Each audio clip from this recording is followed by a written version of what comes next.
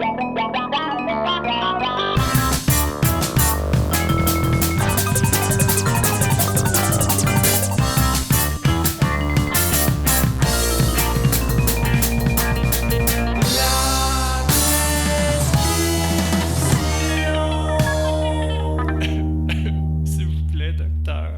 le bonjour et bienvenue à la prescription avec Dr. Fred Lambert. Bienvenue à mon podcast. Pour les habitués, j'ai pris un peu d'espace entre les épisodes des petites 2 semaines parce que je suis, disons-le, dans le jus du travail. D'ailleurs, je prendrai le mois off de mai. Première fois en 2 ans et demi. Simplement parce que j'ai trop de concerts, j'ai trop de répétitions. C'est difficile à travers ça de pouvoir rencontrer les gens et discuter. Alors, ça m'oblige à prendre une pause, mais évidemment que je travaille en mai pour faire des épisodes. J'enregistre en avance, comme d'habitude. Et vous aurez le droit à tout ça, mais à partir du mois de juin. Merci de votre compréhension. D'ailleurs, je peux annoncer une des raisons pourquoi je suis si occupé, c'est que le 29, 30 et 31 mai, 3 jours au Conservatoire de Montréal avec le Quatuor Molinari, nous allons faire l'intégrale des quatuors de Shostakovich, ce qui représente 15 quatuors à cordes, 5 par soir. Ça totalise environ 6h30, 7h, dépendamment des tempos de toute cette musique. Cette musique qui est très difficile, disons-le ainsi. En tout cas, pour mon cas, en plus dans l'alto, il y a beaucoup de solos. Et c'est un événement qui n'arrive pas si souvent. La dernière fois que c'est arrivé, c'était il y a 10 ans avec nous. D'ailleurs, on l'avait fait. Et on célèbre l'œuvre de Shostakovich pour l'occasion. Alors, je vous invite parce que c'est de la très belle musique, un peu dark par moment, puis d'autres fois très rythmée, dansant. Ouais, assez émotionnellement, ça va dans plein de directions. Alors, si vous êtes fan, vous allez adorer. Parallèlement aussi, cette semaine, des concerts avec l'Orchestre Métropolitain. Ce vendredi 2 mai à 19h30, je serai avec eux pour faire la Moldo de Smetana, concerto pour violon de Dvorak, poème symphonique réunification de Boris, attention, je sais dire bien son nom, Liatosinski. Et finalement, un poème symphonique qui s'appelle Le Rouet d'or de Dvorak. Donc, un beau concert avec la chef ukrainienne Oksana Leninv. Et je la connais pas, c'est la première fois que je vais travailler. En fait, je commence à répéter avec elle demain. J'ai très hâte de travailler avec elle. Donc, encore une fois, toutes ces raisons qui expliquent pourquoi je suis pas mal occupé. Malgré tout, j'ai eu le temps, il n'y a pas si longtemps, de rencontrer Claude Pelgag pour discuter de musique, de tournée, d'un paquet de petits détails sur notre milieu. C'était, ma foi, fort plaisant. Et sans plus tarder, laissez-moi vous la présenter. Claude Pelgag est une artiste bien établie au Québec et au Canada, cumulant 20 Félix au Gala de la disque en carrière, 2 prix Juno, une nomination sur la courte liste et sur la longue liste du prix de musique Polaris, des concerts à guichet fermé au Montréal TELUS et des collaborations et apparitions aux concerts de Cree, Patrick Watson et Pomme. Chaque album de Claude Pelgag solidifie la place distincte qu'elle occupe dans le paysage culturel francophone et Abracadabra, son plus récent album, ne fait pas exception. L'album a été très bien accueilli par les médias québécois et canadiens, incluant un prix Juno.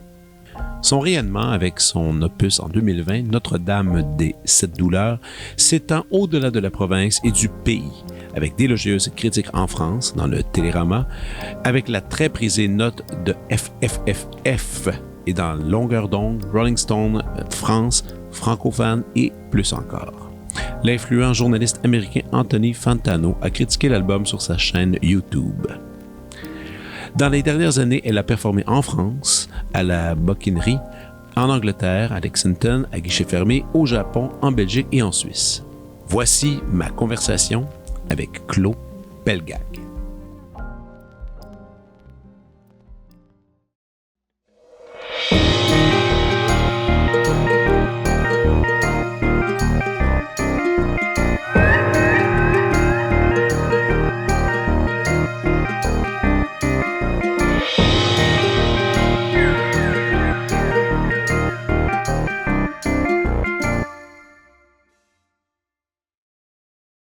Claude, hello. T'es vraiment un professionnel du podcast, là.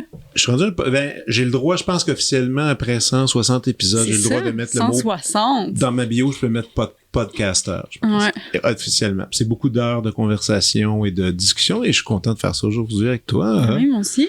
Première fois que je t'ai rencontré, tu me demandais, on s'est-tu déjà rencontré? Oui, une fois, bien intensément, dans la rue Saint-Laurent. Je pense que c'était en face d'un restaurant chez Chouannet. Et j'étais avec Joe Marchand. OK. Puis on s'en allait voir, je pense, un show, je sais plus où.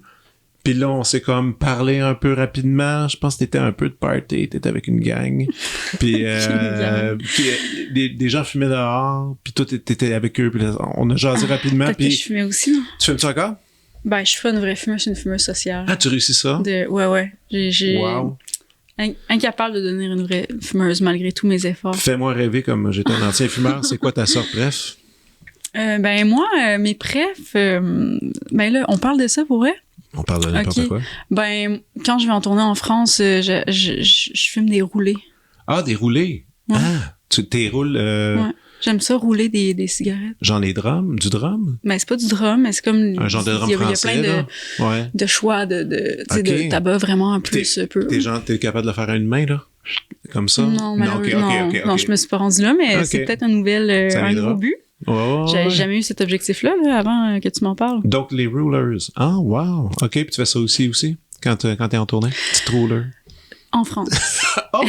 Juste en France. OK, faut changer, faut passer un océan pour faire ça. Oui. Ici, le C'est pas tabac exotique. est pas super. Il n'y a pas du bon tabac. Il y a pas J'en de- reviens pas qu'on parle de tabac. Genre, c'est fucked up. Non, ben non, c'est du tabac.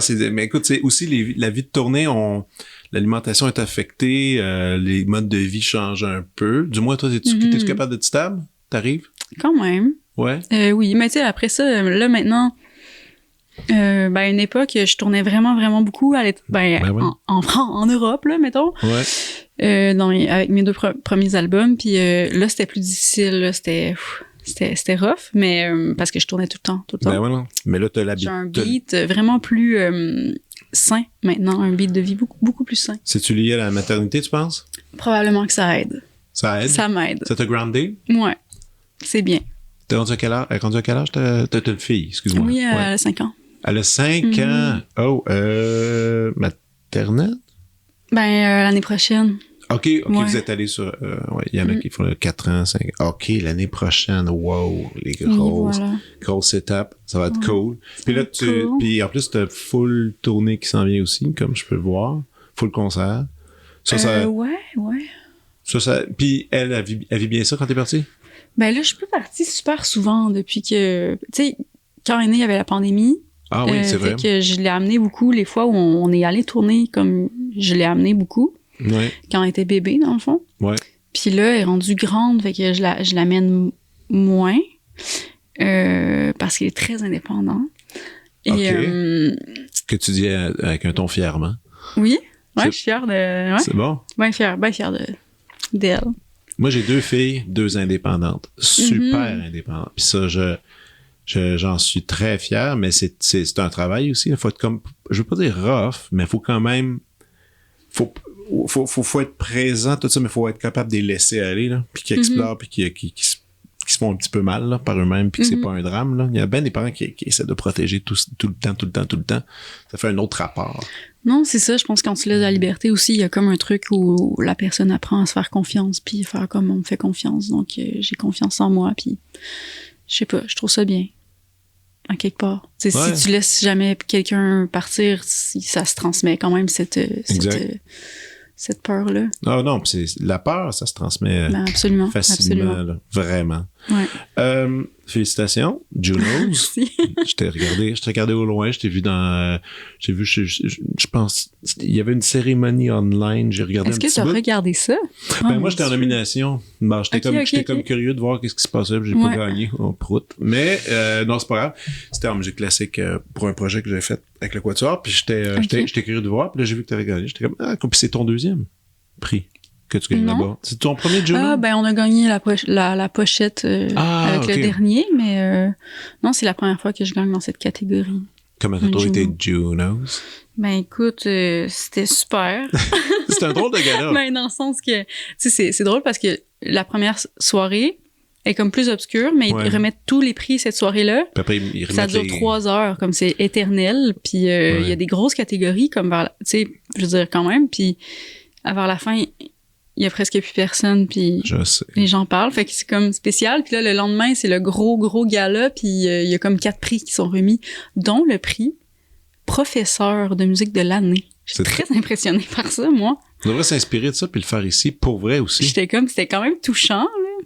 Ben, c'est parce que La professeure. là, la qui a musique aussi, en remporté. plus, surtout dans les prochains défis culturels du Québec, le rôle de l'éducation est primordial pour la musique. T'sais. Ben oui. Parce que les jeunes l'échappent. T'sais. C'est sûr parce qu'ils vont, avec les algorithmes, ils se auto-nourrissent de juste ce qu'ils aiment, alors qu'ils devraient découvrir plein d'autres affaires. Ben, le rôle d'un prof, en ce moment, est plus qu'essentiel, selon moi. T'sais.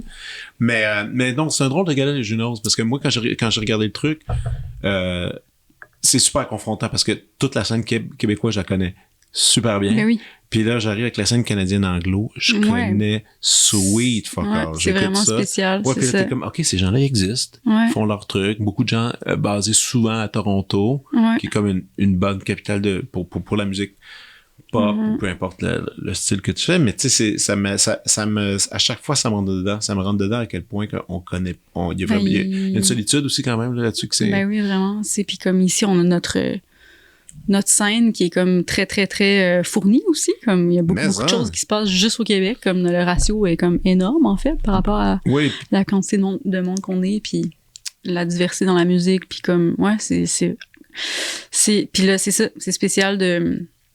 Tu sais, comme là, c'était tourné à Vancouver, là, puis... Ouais, c'est le fun Vancouver, par contre. C'est le fun. Mais là, j'étais dans un genre d'aréna pendant 2 jours, fait que j'ai pas vraiment vu Vancouver. J'ai pas profité T'as de pas allé Vancouver. manger des fruits de mer, des sushis, un peu de... Un petit peu. Pas tant. Un petit peu, mais... Ouais, le temps était limité. Le temps donc, était limité. Mais... voilà, ben cool. Vancouver, le Canada. Vancouver, le Canada. Hey, allons un peu dans l'ordre des choses, parce que moi, évidemment, quand je reçois quelqu'un comme toi, je me plonge. J'y vais à fond la caisse. Oui, de quoi veux-tu parler? De toi, évidemment, je veux parler d'écriture, je veux parler de chansons, je veux parler d'évolution. Il y a bien des rouages que je suis comme curieux, puis je trouve que l'évolution de ton son est vraiment particulière. Parce que, tu sais, j'ai recommencé, moi, j'écoute la musique en jogging, j'écoutais l'Alchimie des monstres. Album que t'as pas dû écouter, ça fait un pas pire bout, je présume. Effectivement. Puis c'est drôle parce que je me rappelle quand l'album avait sorti, puis je me souviens que déjà à ce temps-là, les gens disaient ton nom, disaient à surveiller, full talent, elle écrit bien, musicalement super intéressant, tout ça. T'sais. Puis je me souviens d'avoir écouté quelques fois. Puis je pense que je vais pas faire l'exception. Je suis comme ben du monde, c'est plus les albums après qui sont restés plus imprégnés longtemps. C'est que j'ai écouté puis que je revenais plus souvent. Celui-là, je l'ai écouté à l'époque, 2 fois, je pense, puis après j'ai fait OK. Mais les autres, l'Étoile entre autres, je l'ai beaucoup écouté, ce sont plus. Puis là, c'était intéressant de revenir dans l'écoute avec tout le recul, puis sachant qu'est-ce que tu fais maintenant. C'est un super bon disque. Ah, tu parles de...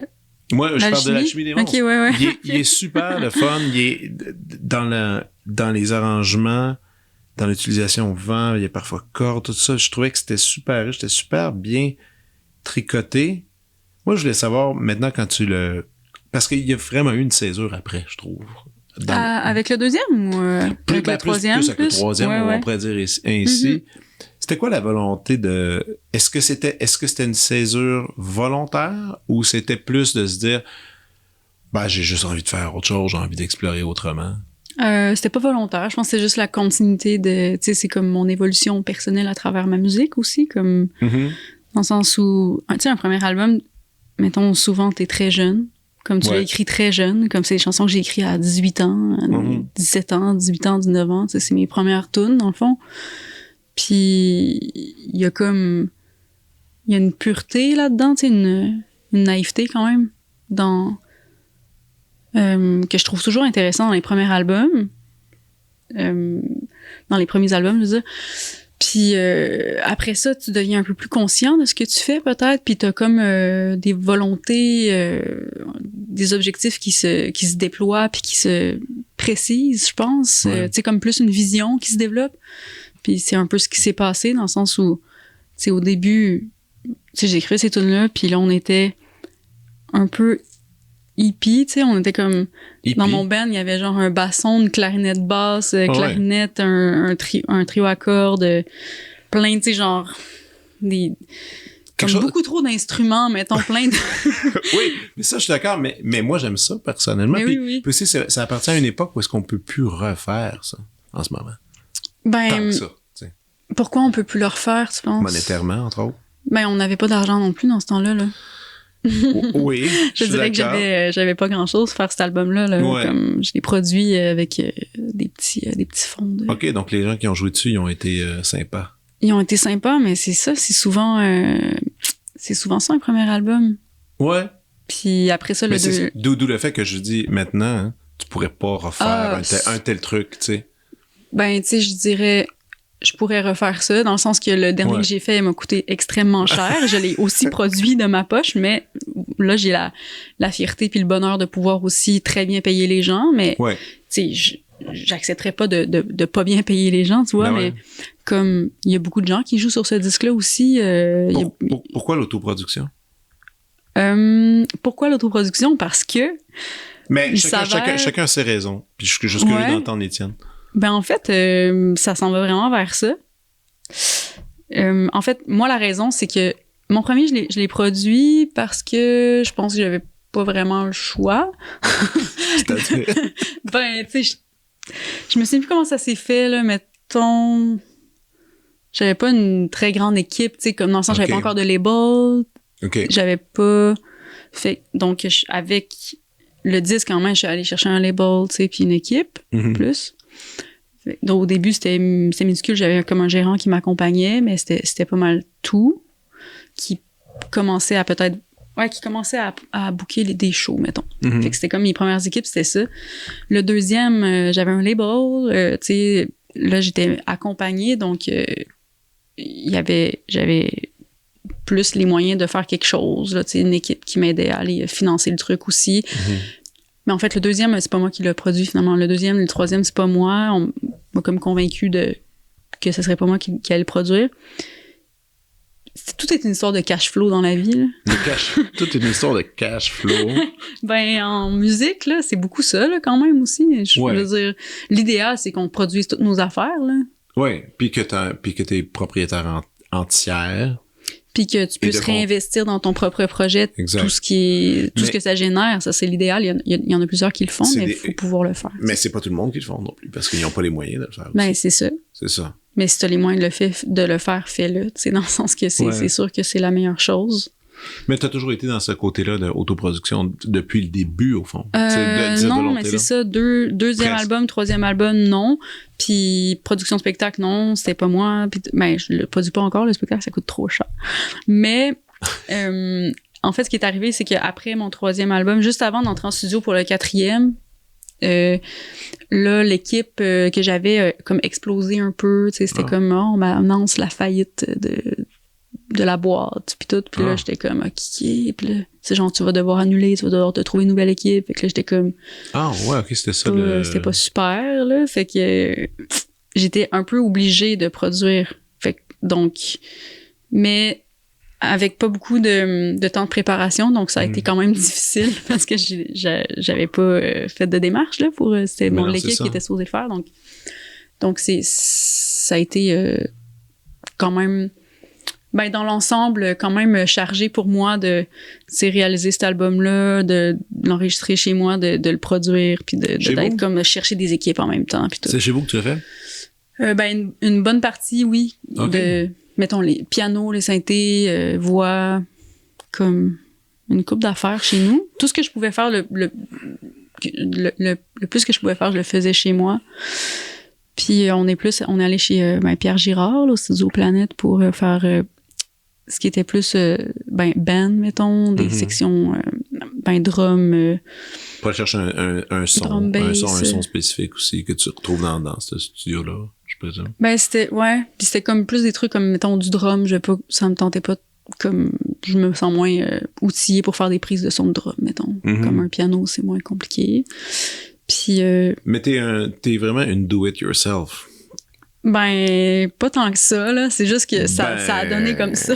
Moi, tu me dis... Non, mais parce que, tu sais, après, il y a toutes les expertises musicales qu'on peut avoir avec le temps. T'sais, moi, mettons... ma vie, c'est maîtriser mon instrument. Musique classique, c'est ça. Tu passes ta vie qu'à pratiquer pour comme tellement aller dans le détail. Que tu me demandes d'aller enregistrer quelqu'un, sortir des micros, tout ça, je peux pas faire ça. Tu me demandes d'écrire un arrangement, je peux pas faire ça. T'sais, parce que moi, ma vie, c'est un interprète classique, c'est comme c'est une autre vie.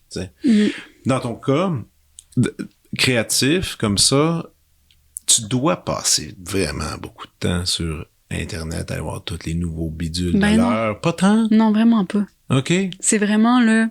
De quoi si tu prends pas GarageBand pour travailler? Hein? J'ai Logic, mettons. Logic, non, je sais comment ça fonctionne quand même. Ouais. Mais je suis pas tout le temps sur Internet. Je suis pas très. Puis de gosser, d'aller trouver des sons. Oui, mais ça, c'est le fun. Mais ça, c'est comme pour moi, ma technique, c'est vraiment de faire n'importe quoi. OK. Puis tu sais, comme. Je sais pas. Tu sais, il y a des trucs que tu peux faire physiquement qu'une pédale va pouvoir faire si tu sais quelle pédale le fait. Mais il y a des choses aussi, des accidents, de comme la prise de son est à chier, ou puis là, tu fais un reverse, puis là, tu mets mettons, des effets au mauvais endroit, puis là, ça donne quelque chose de le fun.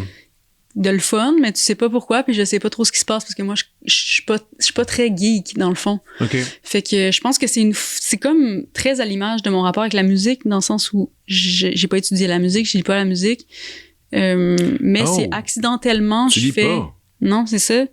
Mais c'est comme j'ai pas ces connaissances-là, je pense que mon oreille est comme peut-être différente, ou, tu sais, c'est peut-être ma sensibilité qui est au service de... Je pense que ton oreille est plus malléable. Elle est moins sans jugement. Ouais. Ben peut-être qu'elle est moins conditionnée à comme... Je sais pas. Ben, entre autres, tu vois, moi, à cause j'ai trop étudié la musique. J'ai étudié jusqu'à 30 ans, j'ai fait un doctorat. Puis, évidemment, moi, j'entends toutes les progressions. Je peux toutes les nommer sans... C'est ça. Ben, moi, si tu me dis, hey, écris une chanson, je m'installe au piano, je fais... un accord, deuxième accord, je fais je suis pas capable, pourri. Parce que je connais trop les formules, puis non, ça ressemble à ça, puis là j'entends juste les références, puis moi ça me bloque parce que j'y comprends.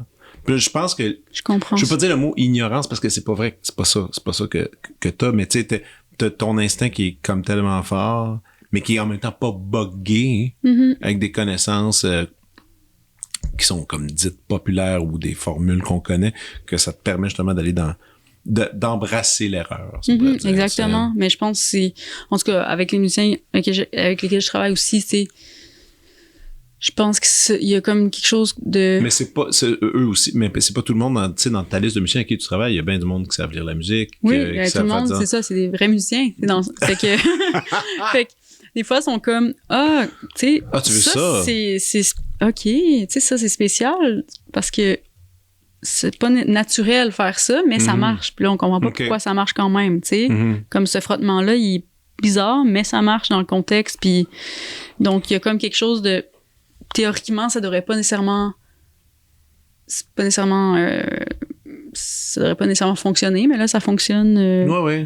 C'est comme les superpositions que je fais. Je sais pas trop, là. Fait que, ouais, il y a comme une part de naïveté puis de jeu là-dedans que moi, je pense peut-être que j'ai une plus grande liberté parce que je connais rien dans le fond. Fait que je suis juste comme, Mais quand tu quand tu disais, t'as dit ma technique de travail, c'est le n'importe quoi. T'as dit ça tantôt. Ouais. Donc, quand tu commences, c'est ça. C'est que t'as ton ordi qui est ouvert, toujours le board, toujours avec un piano pour créer, pour commencer? Ben, des fois sur l'ordi, des fois sur l'ordi, un synthé ou une guitare ou un piano. Une fois que t'as comme des trucs de maquette, il y a quand même un passage de traduction qui doit se faire avec quelqu'un qui va mettre ça en place, ou comme tu sais, tes musiciens qui sont comme plus, qui savent lire ça. Mes maquettes sont très précises. Comme tout est, je veux dire, on comprend là, c'est quoi qui se passe. C'est qui, en fait, ma question, c'est plutôt, c'est qui ton contact extérieur, avec qui tu te dis, OK, ou c'est-tu le réalisateur, c'est qui, mettons, c'est-tu avec la personne que tu dis, je veux un son de même, toi, moi, tu fais j'ai ça réalisé. comme ça. Je sais, tu Ouais. réalises, mais je dis, dans la communication pour prendre les décisions finales, évidemment, c'est toi qui les prends, c'est ton projet. Mais je veux dire, il y a quand même un passage vers les musiciens. Oui. Comment ça se passe? C'est ça, justement, tu le fais jouer, tu fais, tu sais, ce son-là, c'est la guitare. Ce son-là, c'est ça. Comment tu l'amènes? Tu comprends? OK, intéressant. Mettons, j'ai des maquettes. Puis ce que j'ai fait à mon souvenir, c'est que il y a un moment où je les ai invités à venir écouter les maquettes. OK. Puis où là, ils réagissaient. Puis là, tu sais, il y a comme, mettons, une chanson sur laquelle je voulais mettre des drums. Fait que là, je dis un peu comme la vibe de ce que je voudrais. C'est ça. OK, c'est comme ça. Okay. Une ligne de bass, parce que ça portait vers ça, parce qu'il y avait de la place pour ça, encore. Okay. Après ça, c'est juste, ça s'est comme décidé de fil en aiguille, parce que là, finalement, on a gardé beaucoup de synthés que j'ai fait. Après ça, il y a comme des synthés que j'étais moins satisfaite, fait que là, on en refaisait. OK. Justement, dans les sessions au Studio Planète avec Pierre. Puis... Donc, je transférais mes sessions à Pierre Girard, qui était, lui, avec Pro Tools. Puis, donc, pas mon moment préféré, là, d'exporter les sessions puis de transférer. Pourquoi t'aimes pas ça? Parce que c'était très technique. Puis là, tu sais, il y avait tout le temps des bugs. Puis là, j'étais comme, ça peut être frustrant. Ça, c'était très frustrant. Tu sais, c'est ça. Je suis vraiment pas... écoute, j'étais sûr que tu l'étais. Non, c'est ça. Fait que... Tu sais, puis c'est vraiment aussi comme à quelque part, il y a plein de décisions qu'à la fin, on a pris avec Pierre de comme... Tu sais, il y a certaines chansons sur lesquelles il y a des choses qui se sont accumulées, comme ce que j'avais fait chez moi avec les trucs qu'on a fait par-dessus, puis des nouvelles idées pendant qu'on tapait. En plus, ouais. Puis là, il y a des trucs, des fois comme, c'est quoi ça? Puis là, on l'ouvrait, puis c'était comme, je sais pas, là, tu sais, un son genre... Puis on est comme, je pense que lui, il est pas nécessaire, on le flush. Fait que là, on prenait des décisions... Au fur et à mesure, comme ça. Ou, tu sais, des fois, je lui demandais son avis aussi sur comme, qu'est-ce que t'en penses de ça? Puis, tu sais, c'était vraiment cool de... En fait... je dirais que c'est aussi grâce à Pierre que j'ai travaillé cet album-là de cette façon-là, parce que c'est mon voisin puis mon ami, là, puis il m'a full encouragé à le réaliser moi-même, celui-là, puis comme il était genre, je vais t'aider, puis on va, tu sais... On parle d'Abracadabra. D'Abracadabra. Ouais, ça, c'est le dernier, je parle du dernier. Mais, fait que, tu sais, c'est ça, là, j'ai l'impression que... Comme tous les albums ont eu comme l'évolution de tu sais, dans Notre-Dame et cette douleur-là, justement, j'étais comme plus indépendante techniquement, puis je faisais plus les maquettes complètes chez moi. Oui. Fait que c'était déjà comme un grand gap de plus par rapport à les deux albums d'avant, où j'étais comme plus... Tu sais, le premier album, j'écrivais les tunes au piano, puis j'avais GarageBand, là. Fait que c'était plus... ça a changé, là. Ça évolue. Ça a beaucoup changé ma façon de... mon approche, puis... C'est pas nécessairement autour du piano tout le temps. Ouais, entre autres, mais moi, c'est ça que je trouvais intéressant, justement, si on regarde Alchimie des monstres, c'était un album, je sais pas si c'est le bon terme, c'est pas grave, acoustique, dans le sens que c'était des instruments joués par des êtres vivants. Et là, tout le côté que tu as décidé justement d'impliquer électro, même en même temps, c'est pas vraiment ça, mais du moins plus technologie impliquée dans ta création. Est-ce que c'est parce que tu as plus une aisance avec ces sons-là? Mais c'est sûr que t'es plus... Tu sais, sûrement que si j'avais appris la clarinette, puis le violon, puis la harpe, je jouerais beaucoup avec ça, tu sais. Mais là, il y a comme un truc de... Tu sais, t'es vraiment plus autonome avec des synthétiseurs, tu peux faire plein de voix. Moi, ça a été comme une grande révélation, en fait, quand j'ai acheté des synthés, puis que là, je me suis rendu compte que je pouvais, comme tout ce que je faisais avec ma voix, un peu sur les autres albums, que, tu sais, les arrangements que j'entendais, mais que je pouvais pas nécessairement écrire sur du papier ou chanter à quelqu'un, ben là, je pouvais les faire comme en temps réel, puis les construire par-dessus les tunes, puis c'est comme un truc que j'aime vraiment beaucoup, en fait, arranger les tunes, là, comme... Moi, c'est très grisant, là, comme parce que, ouais, c'est vraiment le fun, cette étape-là où t'es rendu à arranger une chanson. Moi, je dirais que vraiment, ça, c'est une suggestion ou une idée, quelque chose une réflexion que j'ai eue, en fait, en les écoutant tous dans l'ordre chronologique, un par jour, c'est ça que j'ai fait, même. Puis je me disais, je serais curieux quand même un jour de te réentendre, pas faire comme l'Alchimie des Monstres, mais revenir à quelque chose de super acoustique. Ouais, mais c'est ça que j'aimerais faire. C'est ce que j'aimerais faire. There you go. Ouais, mais j'aimerais ça m'enligner vers ça. Après ça, comme tu disais, t'étais comme, bon, ben peut-être que le premier, tu pourrais plus le refaire parce que ça coûte cher aussi. Ça coûte cher, ouais. Mais ça peut ça peut se faire puis ça peut se préparer, tu sais. Ça peut super bien se faire. Dans le sens que moi, à cause de toutes les... Je me disais, je suis certain que Claude, ça refaisait un album un peu comme ça à l'acoustique, puis avec son expérience, puis avec ses contacts de musicaux qu'il y a ici, tu retrouves un ou une writer qui catch exactement ton minding, puis qui peut t'amener des effets sonores qu'on n'entend jamais avec des instruments classiques, parce qu'il y a plein de trucs complètement pétés qu'on peut faire. Cet album-là, j'aimerais bien l'entendre. Ben ouais, ben j'aimerais bien avoir les ressources pour le faire aussi, parce que... Quand la machine sera éteinte, je vais te donner une couple de noms avec qui ça vaudrait la peine de faire ça. Des mécènes. Ah, des mécènes, ouais. Mais non, mais je pense que ça peut s'organiser d'une façon. Surtout avec qu'est-ce que tu disais justement auparavant, le fait qu'avec tes boards, tu peux aller chercher tes lines. Il suffit d'avoir une personne qui retranscrit tout, tu sais, un transcripteur, tu sais, qui va tout catcher. Genre, il y en a des bons ici, il y en a des bons. Puis ça fait que cette personne-là devient comme une espèce de voix communicative. Puis si tu dis, moi j'aime ça quand ça grince, tu veux ça grincer, check bien, 2-3 mots sur la note, c'est fait, tu sais. Des fois, il suffit de ça. Là. En tout cas, oui. Mais non. C'est sûr, ce serait incroyable. Moi, quand j'étais enfant, je rêvais de jouer du violon, là. Ah, t'es une des chanteuses au Québec qui a pas fait un peu de violon comme tout le reste, là. Ouais.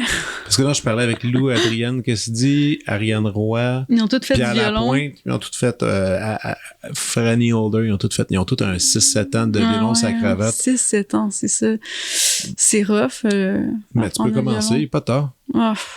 Je te dirais pas que tu vas faire des grandes choses avec ça. C'est ça, là. C'est comme... Je rêvais de faire ça. En même temps, ça prend tellement de discipline pour... C'est un instrument... C'est difficile pour ton entourage puis pour toi, là. Pour une certaine période. Mettons une bonne période, quand même. Bah, mettons les 6-7 premières années, mettons. C'est rough. Ouais, c'est ça. C'est quand même 6-7 ans. Puis t'en fais tous les jours. T'es content quand tu commences enfant puis que tu t'en souviens plus trop de cette période-là? Non, tu t'en souviens que moi. Okay. Bon boy. Mais c'est intéressant. Ah oui, ça, c'était ça au début. T'avais été charmé par le violon. Ben, peut-être que c'est parce que j'avais aucune idée c'était quoi apprendre le violon que ça me charme. Tu sais, dans le sens que j'étais attirée par ça, mais... Ouais. Ça t'a fait quoi que Lady Gaga a volé le titre de ton album? Ça m'a surpris. Surtout ça que c'est la musique. Rire. La musique est pareille. Pareil. Non, mais au début, j'avais peur parce que mes amis ont tous envoyé ça comme d'une shot, comme oh my god! Puis là, je pensais que c'était le nom de l'album aussi. Puis là, j'ai genre, oh non, pas le nom de l'album. Écoute, moi, j'ai tellement... Moi, ça m'a juste fait mourir de Ben oui, c'est vraiment drôle. Mais il y a Eminem aussi qui a sorti une chanson qui est comme ouais. Mais je trouve ça tellement drôle parce que aussi, moi, j'étais tellement gênée d'appeler mon album de même au début. Oui? Puis là, personne ne le comprend maintenant que je le dis aujourd'hui, mais c'est que, tu sais, quand j'ai décidé le nom de l'album, j'ai cherché vraiment beaucoup sur le nom de cet album-là, plus que les autres. Les autres, c'était comme plus des évidences. Puis là, lui, je l'ai réfléchi beaucoup, puis, tu sais, à la portée de ce que c'était, puis ce que je voulais faire avec ça. Puis j'étais genre, abracadabra, puis j'étais comme, oh shit, ok, ça va être dur à défendre. Comme... Mais pourquoi ce mot-là? Parce que c'est tellement connoté comme... C'est un mot un peu ridicule, dans le fond, mais tu sais, je le dis dans le... Comme j'ai écrit un texte qui est dans la pochette, là, qui explique un peu ce que je veux dire par là, tu sais, que c'est un mot un peu ridicule, mais tu sais, qu'on dit dans l'espoir qu'il se passe quelque chose. Et abracadabra, c'est ça. Comme... Mais tu sais, le ton, c'est pas clair quand tu dis à ton label, mon album, ouais, tu sais, j'avais fait écouter l'album au label, puis là, il était comme, bon, mais comment il va s'appeler cet album-là? Puis là, j'étais genre... Il va s'appeler Abracadabra. Là, j'étais comme... c'est ça. Bon, ben, il va s'appeler Abracadabra. Puis là, tu sais, tout le monde était comme, OK. Ah, ça s'est pas si emballé vite. Puis là, j'étais comme, mais vous allez voir, c'est que là, tu sais, avec le visuel, puis vous allez comprendre comme le ton. Puis là, je l'ai dit aussi, comme mon Ben était genre, comment il s'appelle l'album? On a hâte de savoir le nom de l'album. Puis là, j'ai dit à un musicien, un ami avec qui je travaille, puis par Messenger, là, par écrit. Ouais. Puis là, on parlait, puis là, j'ai comme, ben c'est, OK, ben le nom de l'album, c'est Abracadabra. Puis là, il était comme, ah ah ah. Il a répondu, ah ah ah, c'est, genre, c'est pourri. Là, j'étais comme, ah oui, je comprends, mais c'est vrai. Puis là, il était comme, non, là, il était genre comme, ah, si t'es conne, genre, comme, genre, voyons, là, arrête, dis-moi pour vrai. Puis là, j'étais comme, ben, c'est ça. Il a fallu que je le convainque que c'était vrai, tu sais, pendant longtemps. Puis là, après ça, il a fallu que je le défende, tu sais, pour dire comme pourquoi je voulais que ça s'appelle de même. Fait que c'est pas comme... Ah, j'aime tellement cette histoire. Dans le sens, mais je savais que les gens allaient réagir comme ça aussi dans mon entourage, parce qu'il y a comme de quoi de niaiseux avec ce mot-là.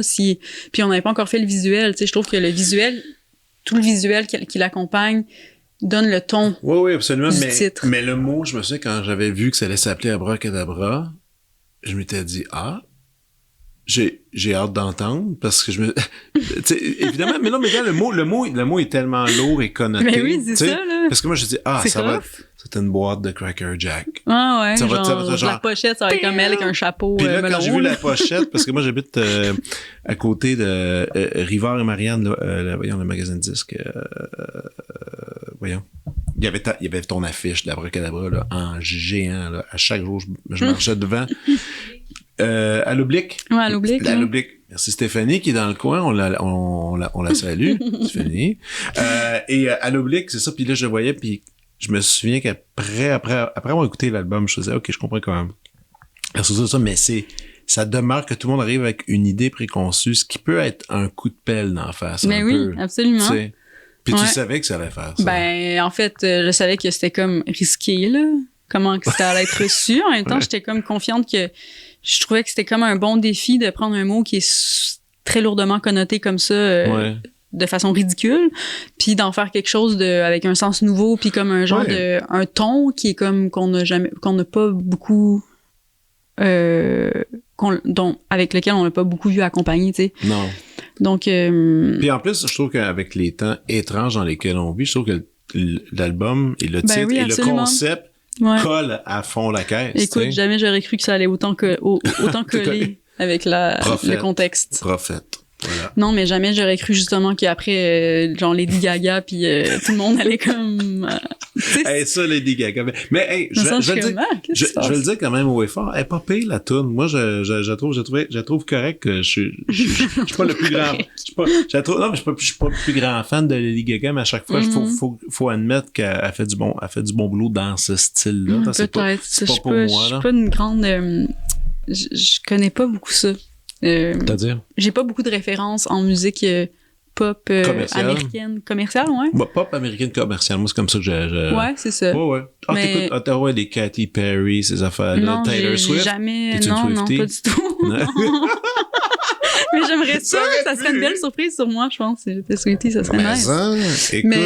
Mais non, je suis pas super attirée par ça. Après, peut-être que la pop star que j'aime le plus, mettons, tu sais, ce serait genre Billie Eilish, parce que je la trouve vraiment intelligente aussi. Ouais. Comme, je trouve qu'elle est super touchante et intelligente, là, et talentueuse. Ouais. Mais tu sais, j'écoute pas. Tes filles reviennent pas des fois. Ta fille revient pas des fois d'être juste chez une amie, puis elle commence à chanter une tune que tu sais, oh boy. Parce que moi, c'est ça, mes filles. Moi, je suis tombé dans la grosse pop comme ça. Ouais, mais ça s'en vient sûrement, là, parce que moi, elle est encore jeune, là. Moi, elle tripe sur The Cure, puis Björk. Ouais, mais c'est ça. Puis White Stripes pour l'instant, mais tu sais, c'est notre influence aussi, puis... Moi, ils aiment tout ça, en fait, mais moi, j'ai toujours dit que mes enfants vont écouter la musique que j'écoute, puis que ils l'absorbent, puis ils aiment ça. Puis c'est le cas. Sauf que des fois, les autres, ils font « Hey, oui, j'étais chez une amie, on a joué à Just Dance. » Puis il y avait, tu sais, la toune, non. Puis là, je suis comme, OK. C'est sûr que ça va arriver aussi. Puis non, mais c'est le fun aussi. Hey, j'apprends à connaître plein d'affaires. Ben, c'est une initiation aussi, j'imagine. Puis là, tu le vois d'une autre façon parce que Ouais. Tu vois quelqu'un triper avec ça, là. Ouais, Comme, puis toi, tu vas voir, comme musicienne, en tout cas, du moins, moi, c'est ça que ça fait. Tu sais, ça joue dans la maison, leur tune qu'aime. Ça va rentrer dans mon cerveau, tu penses? Non, mais c'est que j'analyse tellement la prod, comment ils font ces disques-là. Ça a comme pas de maudit bon sens. Non, c'est ça, mais c'est ça. Mais moi, c'est souvent la prod qui me rebute. Ah, pas moi. Moi, je trouve ça admirable. Parce que... Mais je trouve ça admirable, c'est un travail en soi, mais mettons, je sais pas comment l'expliquer, mais c'est le son. Ouais. Des fois, ça m'agresse comme, mais c'est comme c'est le mix, je pense, peut-être. C'est comment c'est pour que ça soit très, en fait, sans grande dynamique. Donc, c'est plat, là, comme. Donc, je pense que c'est ça qui fait que. Sauf que c'est plat, puis c'est tellement coloré que tu veux le lécher. Moi, c'est ça que je trouve qui est intéressant. Moi, mettons, en ce moment, je vais ouvrir mon cœur là-dessus. Là, chez nous, ça joue beaucoup du Katy Perry. Parce que les filles, elles trouvent cool, elles colorées. Puis c'est vrai que les couleurs harmoniques et mélodiques dans les tunes, il y a vraiment une palette pas pire. Quoique le dernier album, je trouve moins, mais les autres albums avant, c'est pas pire. Puis, et quand je l'écoute, tu sais, à chaque fois que j'écoute ça, que ça joue dans les autres, je suis comme, ah ouais, ok, le petit titillement sur le quatrième beat, ça, c'était une bonne idée. Ça vient arrondir la fin de phrase qui est là, tout ça. Puis, tu vois que c'est tellement méticuleux comme travail, ces pop commerciales-là. Moi, ça me flabbergasse. Ils sont une quinzaine de personnes à comme trouver la meilleure idée possible pour cette tune-là. Non, pour que la planète Terre soit dépendante, émotive de cette tune-là. C'est fou, mais insane. C'est un monde, là, c'est ça. T'as dit que t'aimais The Cure? Moi? Ouais. T'as dit que t'as... Oui. Non, oui, j'aime ça. Non, que ta fille écoutait The Cure. C'est parce que on avait des CD dans l'auto, puis qu'on a retrouvé de nos CD qu'on avait quand on était ados, puis là, on pouvait juste écouter des CD, donc là, des CD qui passent pendant des semaines, des mois, des fois, puis dont The Cure qui est... qui rejaillit du fond de la boîte. C'est ça, puis non, je trouve ça vraiment bon. Moi, d'ailleurs, à 5 ans, avec mes filles, j'ai acheté un petit box pour mettre des CD. Puis on va à chaque presque 2 semaines, on va à l'échange. Je leur donne, parce que maintenant les CD sont à 1$ à l'échange. Ben oui, c'est ça. Je leur donne chacun 5$. Je fais fouille, prends ce que tu veux. Tu trouves que la pochette est belle, ben prends-les. Puis on verra ce que c'est. Ben là, les filles, ils écoutent des disques.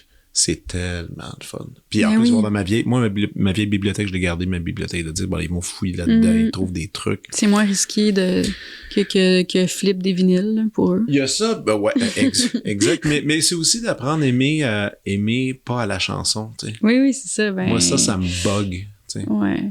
Mais tu sais, ça sera le défi de nos défis parentaux des prochains temps. C'est sûr que s'ils vont faire leur propre... Ils vont développer leur propre rapport à la musique, mais tu sais, c'est comme des prédispositions que tu donnes quand tu donnes accès à ça. Puis tu sais, la musique, c'est super... C'est beaucoup de nostalgie aussi, là. Puis les premières années de notre vie sont très...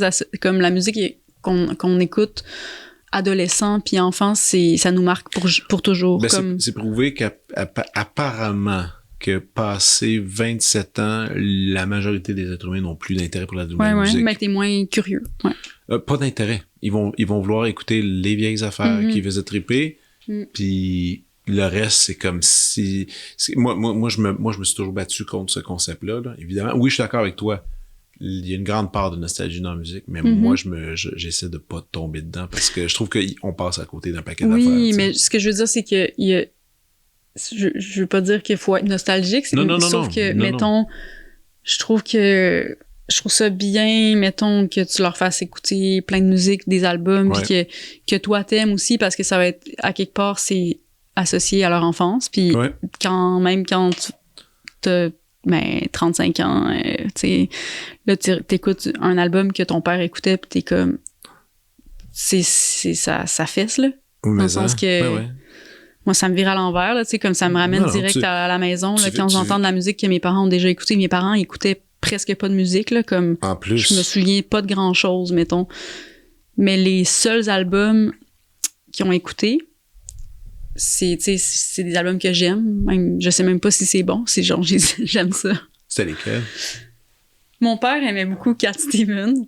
Ouais. OK, le Greatest Hits? Ouais. Ah ouais, super bon album. Puis, mettons, Beau Dommage, les retrouvailles, là, ça a beaucoup roulé dans l'auto. C'est pas mal ça, je te dirais. Je m'attendrais à une plus grosse liste. Mais c'était Ça, pas des grands mélomanes. Mais mes parents... Mais pas mélomane, OK, il faut quand même en parler. écoutaient pas de musique. Pas mélomane, mais avec quand même lointain, il y a quand même André Gagnon dans ta famille.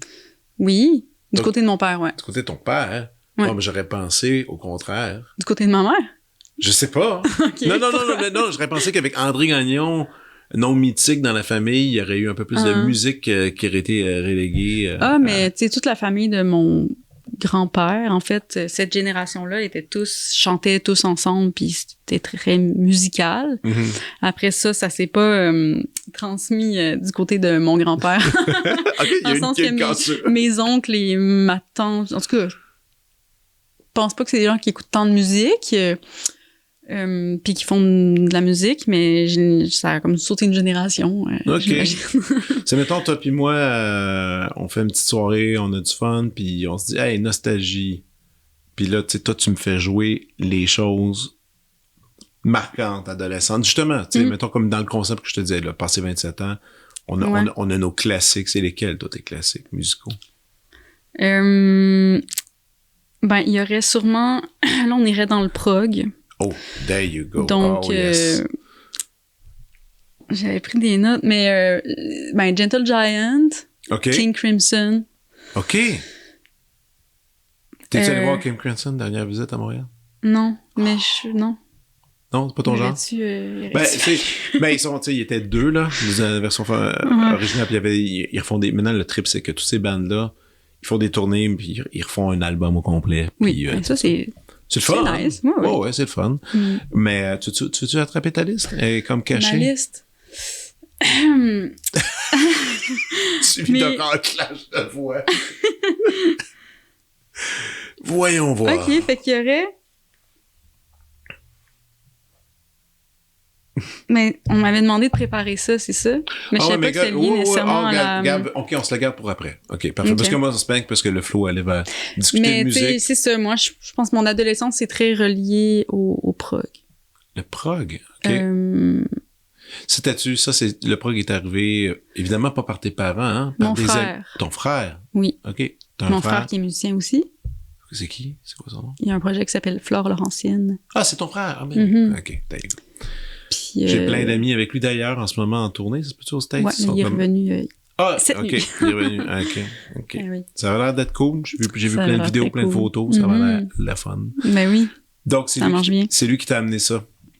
Ben oui, c'est comme la personne qui m'a, je pense aussi, vraiment initiée à la musique. Okay. À quelque part. Puis une des premières personnes aussi qui était comme, ben... T'es bonne, fais de la musique. Je suis la petite sœur, là, tu sais. Fait que c'est sûr que... 2 dans la famille? 3. 3. Lui, c'est le deuxième, puis moi, je suis la plus jeune. Puis mon plus vieux frère, c'est un intellectuel, prof université. Quelle matière? Toronto. Ben, c'est ça, c'est obscur un peu. Je pense que c'est genre littérature japonaise, sociologie, je sais pas quoi, là, mais tu sais... Mais il parle japonais. Super... le mouton noir de la famille, là... OK. Brain. Okay. Brain. OK. Puis là, il regarde les deux autres plus jeunes. Le beau Jérémy. Le beau Jérémy, il regarde les deux autres, puis il fait OK, les autres sont tombés dans la musique. Ouais, c'est ça. Puis lui, il a aucun intérêt pour la musique. Fait que c'est quand même spécial. Mais ça? Comme lui, il va pas voir des spectacles de musique, là. C'est ça pas trop son truc. Absolument pas. Correct. La musique. Fait que... Ouais, mais c'est bien, hein, d'avoir... des gens très différents de nous dans notre famille aussi. Moi, j'ai une sœur, puis elle est musicienne aussi. Plus jeune, elle est embarquée dans le même délai que moi avec le violon. Bon, c'est pas... c'est comme ça. Oui. C'est le même. Est-ce que, avec ton frère, Flore, est-ce que vous allez faire un projet dans l'avenir? Parce qu'il y a peut-être un petit truc. Je sais pas, hein, qui sait? Ah! C'est pas sur la table. C'est pas sur la table? Ah non, mais on a travaillé beaucoup au début ensemble. Oui, ça, je sais, dans les premières prods. C'est ça. Puis là, ben, comme on s'est laissé... chacun son truc. C'est ça. Puis on verra Un moment ce que donné, l'avenir nous ben réserve. oui, hey, frères et sœurs. C'est ça, à un moment donné, il faut prendre son... Ben là, tu sais, c'est écrit dans le ciel, il faut la faire, ce collabo-là, puis les gens vont capoter. Ouais, Tu sais. on verra. Mais j'aimerais ça. Ouais, t'aimerais ça? Ben oui. Ok, je lance ça. Alors, il va l'entendre, il va le savoir. Parce que vous communiquez pas, c'est ça? Vous parlez pas? On communique juste par podcast, donc on s'envoie des messages à travers exactement. les podcasts. Je sais, voilà, maintenant Salut, c'est... Mathieu. Voilà, mais ça, j'aime ça faire ça. Par contre, ça, je le fais toujours à l'émission. Lancer un appel à la collaboration. D'ailleurs, qui était ici il n'y a pas si longtemps, Ariane Roy, je lui demandais, je dis, tu sais, moi, je dis, j'aime ça provoquer des choses. Dis-moi quelqu'un avec qui tu rêves de collaborer, puis elle a droppé ton nom. T'sais. Ah oui? Ouais, tu vois. Toi, avec qui tu rêves de collaborer? OK. Et puis attends, on s'amuse, là. J'ai tellement de... Off, limite. Tout est possible. Là, tu sais, génie de la lampe, puis on y va. Mais tu sais, je l'ai, là, mon nom, là. Vas-y. Mais en fait, moi, j'aimerais vraiment ça collaborer, parce que je l'ai jamais beaucoup fait. Puis... Avec Dave Matthews Band. Mais j'ai jamais beaucoup fait, comme sur mes albums, il n'y a pas de featuring avec personne. Puis comme, tu sais, je trouve ça dur d'écrire en... Tu sais, je sais pas comment faire, tu comprends? Attends, qu'est-ce que tu veux dire? Ben, dans le sens que quand j'écris mes tunes, c'est comme tellement... Je suis tellement comme... C'est moi, nanana. Puis là, comme... Écrire à deux, là. Tu sais, quand t'écris pour que quelqu'un d'autre chante aussi ou participe, faut que ça soit comme quelque chose qu'on partage, puis de pas trop personnel. Ouais. Ben, ou de personnel, mais qu'on partage, tu sais. En tout cas, bref. Ben, tu pourrais faire des rap battles, un album de rap battle avec du monde que t'invites, ouais. Non, ça serait vraiment la fin de... Puis je pense que je pourrais plus... Faudrait que j'abandonne la vie. Un rap battle super salaud, là, ça s'envoie des insultes, là, je te vois faire ça. Tu veux pas me voir rapper, là, je pense que je vais avoir des accidents de char, là. OK, donc, ton nom, tu l'as, tu dis. Ouais, tu fais languir l'affaire, c'est pas pire. Continue. Donc, je sais... OK. Ben, moi, j'aimerais collaborer avec Soons. OK. Voilà. C'est envoyé. Puis en plus, moi, c'est des bons copains. Bon, je vais pas leur envoyer la... OK. Ben, tu sais, c'est ça. Mais j'aime... Ben Chimie, directement avec Ben, ça serait le fun. Oui, on s'est écrit. OK.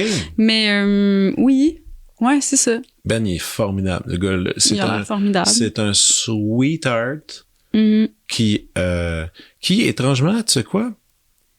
Lui, il pourrait tout retranscrire sur papier, toutes tes idées, parce que, tu sais... tout retranscrire. Non, mais, tu sais, parce que moi, j'ai fait un album avec lui, puis avec le Quasar, il y a quelques années, puis, tu sais, il écrit vraiment bien, puis, tu sais, il étudie en composition, tout ça, tu sais. J'avais écouté le podcast avec lui, justement. Ah, there you go. Puis, OK, ben, regarde, c'est lancé. Ça va se faire. Non, mais là, c'est officiellement, ça va se faire, c'est sûr. Ah ouais, officiel. Mais plein de gens avec qui j'aimerais collaborer aussi. Elena Delan... Elena, pardon? Elena Delan, est-ce que tu connais? Non, je connais pas, vas-y. Ah, mon Dieu, mais là, va écouter. OK, attends, je prends ça en note. Ça, elle vient d'où, tu sais? Elle vient de Montréal. Oh, ouais. OK, là, j'ai un peu honte en ce moment. Elena Delan. Elena Delan, ouais. OK, puis c'est en français? C'est en anglais. Ah, OK, peut-être c'est ça aussi. Sa mère est anglo, je pense. Son père est... Delan. Franco. Delan.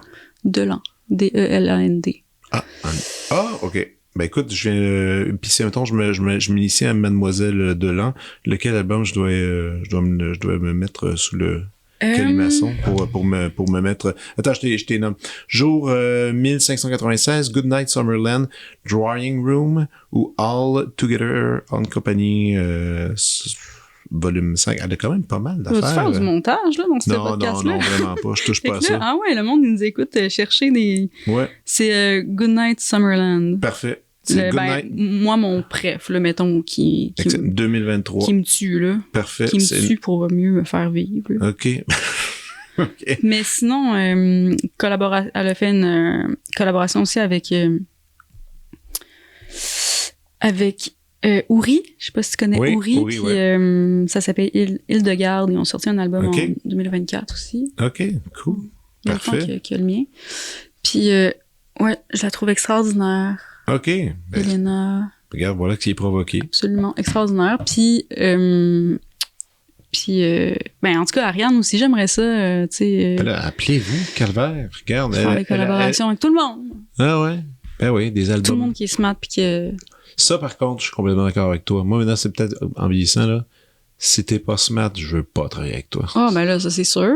C'est de base. T'as beau être la personne la plus talentueuse, je veux rien savoir. Rien savoir. Ben, absolument. Moi aussi, c'est ça. Faut qu'il y ait un fit aussi, là, quelque part. Ouais, vraiment. Mais j'ai des collabs qui sortent bientôt, ça va être le... Mais, Ah ouais? Faut pas mais y nommer. non. C'est plate. C'est correct. Hey, comment va ton chum? Il va bien. Parce que moi, Tu le connais-tu? Non, pas vraiment. Moi, dans le sens que lui, ben, on parle bien d'un autre chanteur ou je me trompe? Mon chanteur. Oui, merci. c'est ça. OK. Parce que je voulais Attends, juste, t'as oublié la job de ton chum? OK, parfait. je voulais juste comme t'inquiéter un peu. Non, lui, c'est parce que moi, je suis marqué par lui parce que la première fois que j'ai fait de la radio à Radio-Canada, ma première fois que j'étais en ondes, c'était pour faire une critique de son album. C'est la première fois que j'ai fait de la radio de toute ma vie. Okay. C'est peut-être l'album que j'ai écouté le plus ever parce que je voulais tellement arriver à être prêt puis connaître tout ça puis là, j'étais comme jugé un peu là-dessus. Son premier? Son premier, ouais. Oh my God. Puis j'avais fait une sacrée critique. Genre c'est une bonne critique? Vraiment bonne. Vraiment pour vrai? bonne. Je sais même pas si c'est trouvable, honnêtement. C'est dans les une archives de bonne radio. critique positive? Ouais, comme une bonne critique est positive habituellement, là. Ouais. OK. Non, mais je sais pas. Je pensais que tu étais fier de ton travail. Genre, t'avais bien relevé plein de belles choses. Non, mais, oui, c'était bon. C'était une bonne critique. Non, mais je suis contente d'entendre ça parce que, oui, le premier album de Violette Pie, ça, c'est comme... C'est un projet très singulier. Mais ça... Puis que c'est comme si, plus le temps passe, plus les gens comprennent c'est quoi. Ouais. Puis pourquoi c'est hot que ça existe. Comme, tu sais, il y a plein de référents, mettons, du premier album, tu sais, les influences qui sont aujourd'hui, 10 ans plus tard, que là, les jeunes aiment ça, mettons. Ouais. Que... Donc, Korn, il y a des jeunes qui écoutent ça, là, puis là, c'est comme du vieux, tu sais, comme... Mais alors que... parce que, tu sais, il y a 10 ans, en musique, c'était comme très... comment dire... Ben, il y avait c'était sérieux, la musique, là, tu sais, c'était très... C'était catégorique. Tout indie, était par... sérieux. Puis tout était par des catégories. Il fallait que tu sois super bien défini dans laquelle t'étais, puis t'avais pas trop le droit de dépasser. Moi, je me souviens que c'était ça. Si, comme les gens étaient un peu out, là, c'était comme... Je sais pas. Il y avait comme de quoi de sérieux, je trouve, plus à l'époque, quand on est arrivé. Puis je trouve que ça se décomplexe. La musique est plus décomplexée, j'ai l'impression, comme aujourd'hui. Oui, absolument. Je suis d'accord. Parce qu'on n'a plus rien à perdre, parce qu'on a tout perdu. Et ça, j'essaie d'expliquer à un moment donné en Europe. J'étais comme, tu sais, le milieu de la musique au Québec. Parce que, tu sais, ils sont tout le temps comme, pourquoi la musique au Québec, c'est aussi libre et, tu sais, comme, est-ce que tout le monde est comme toi, genre, je sais pas quoi. Puis là, je sais pas, là, j'essaie d'expliquer ça. Puis j'étais comme, je pense qu'on est tellement, on est comme vraiment plus libre musicalement au Québec parce qu'on n'a rien à perdre, genre, parce qu'on a tout perdu. C'est un peu vrai, hein?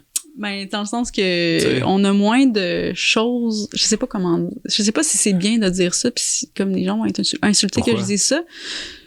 Mais tu comprends ce que je veux dire, tu sais, dans le sens que là-bas, en France, comme si quand tu fais de la musique, tu peux vraiment devenir la personne qui remplit des arénas, puis que tu sais, t'es comme multi-millionnaire, puis que t'es comme... Ouais, mais pas ici. Tu vas remplir partout en Europe, parce qu'il y a tellement de communauté aussi francophone dans le reste de l'Europe que, tu sais, ça va, là, les artistes français quand même.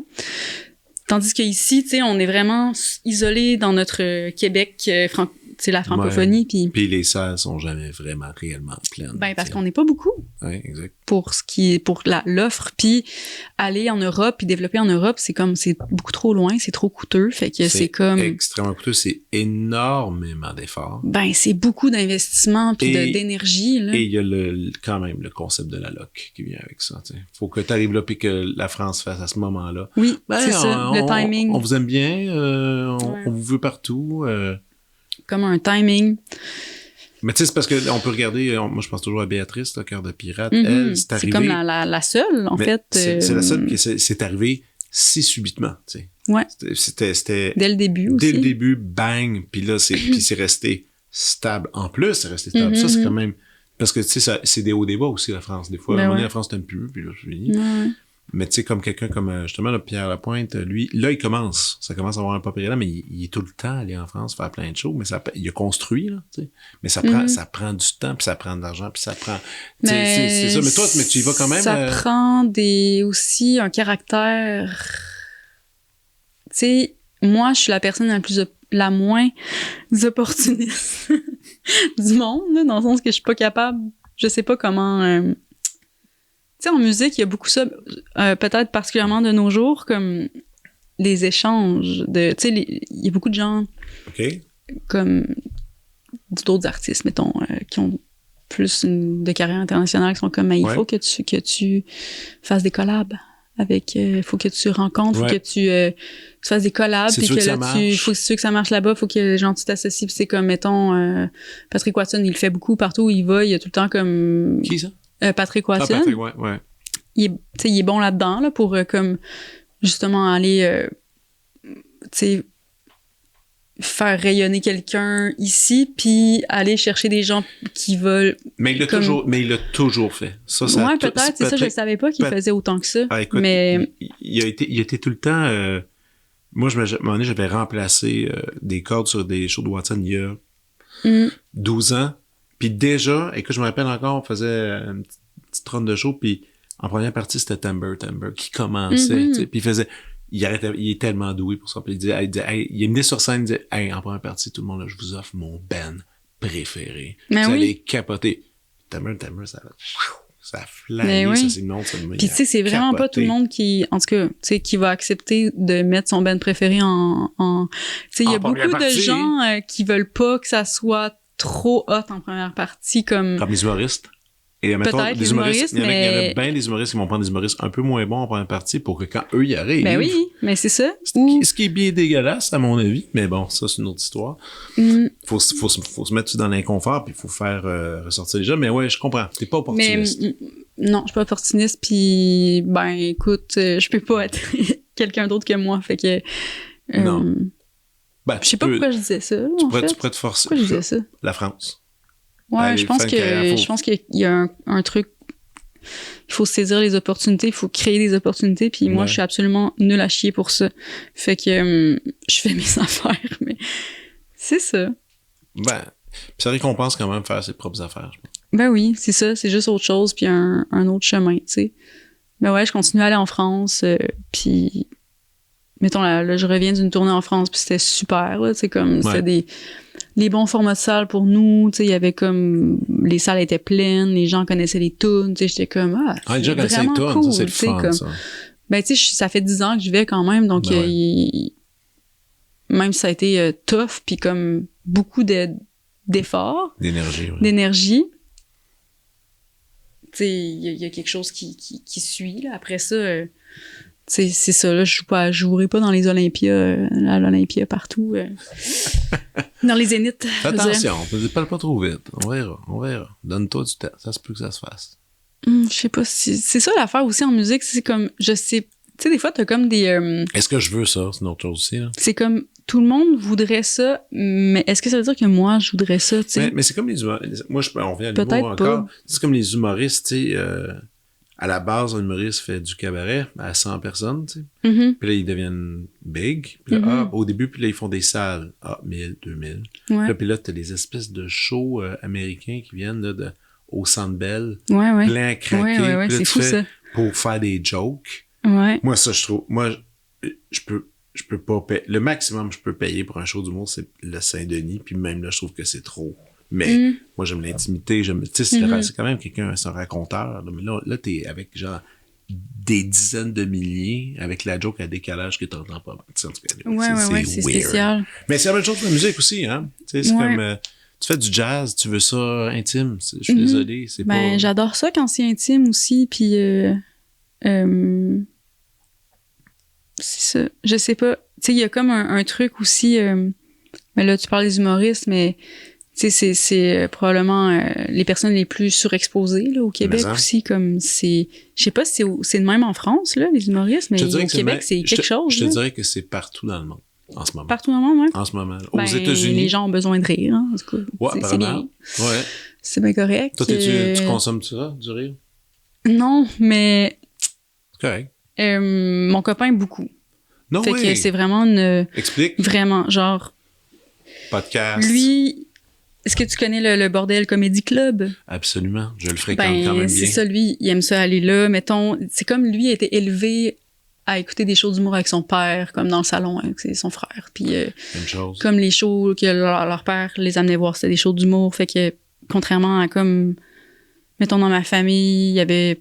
C'est ça, c'était pas une famille très humoristique. Fait que, Ah non, tu as jamais regardé un gala juste pour rire le dimanche soir non, en famille, absolument là? pas. C'est comme, La non, petite pas du vie, tout. les lundis soirs. La petite vie, oui, à la limite, Oh. la chose la plus humoristique que ma famille a consommée, là. Je me souviens qu'à un moment donné, j'avais acheté comme, tu sais, le jeu, c'était super populaire, comme jeu de société québécois, là. Puis là, il y avait la version Denis Drolet, là. Mettons, fallait...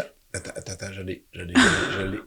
C'est l'affaire, là, c'est super vulgaire, là. Oui, c'était super vulgaire. Puis là, j'avais Oui. acheté ça pour Noël pour ma famille, comme pour faire, cette année, j'aimerais qu'on joue, tu sais, qu'on passe du temps ensemble. Fait qu'on, tu sais, on joue, j'achète un jeu de société pour toute la famille.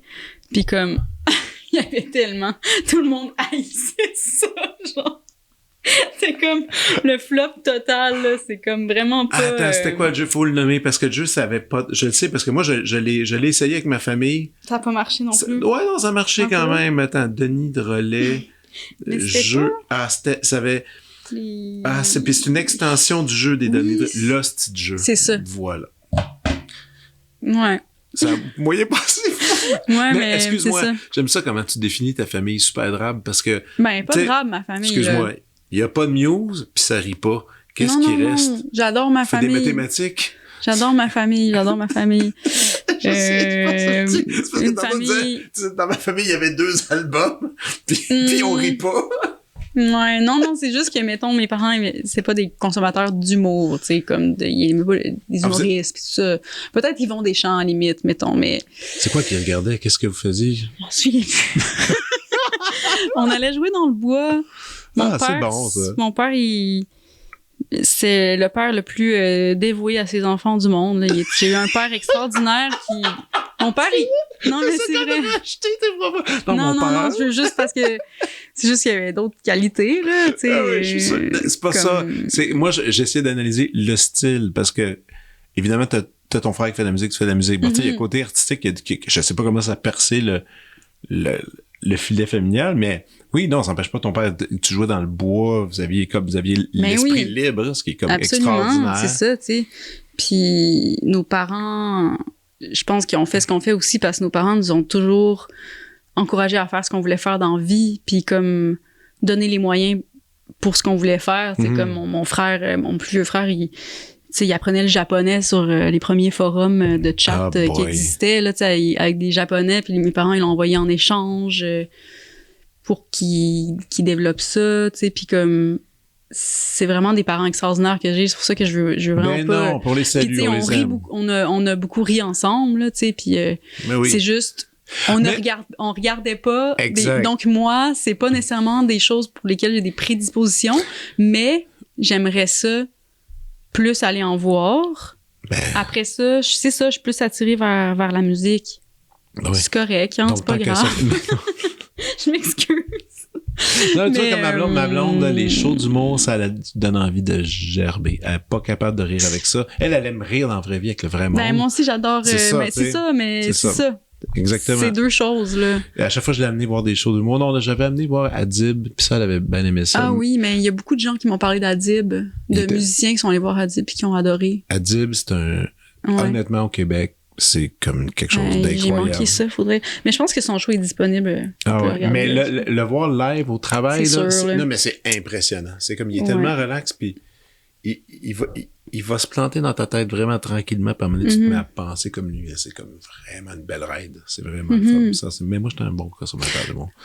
Donc, on va aller avec tes suggestions. C'est comme la musique, je veux dire, les humoristes, c'est comme... C'est tous des êtres humains différents qui peuvent t'amener à des endroits différents, donc il faut juste trouver le tien, comme ça. Mon Dieu, j'en reviens pas qu'on a donc parlé longtemps de ça. C'est correct. Regarde, on va aller voir ta liste, ta prescription que tu m'as amenée, tes suggestions culturelles. Je regrette vraiment beaucoup, là. Qu'est-ce que tu regrettes? D'avoir parlé de l'humour. Moi, je suis anxieuse quand même, là, je vais se Hey, plier mais c'est ça, là-dessus. j'allais dire.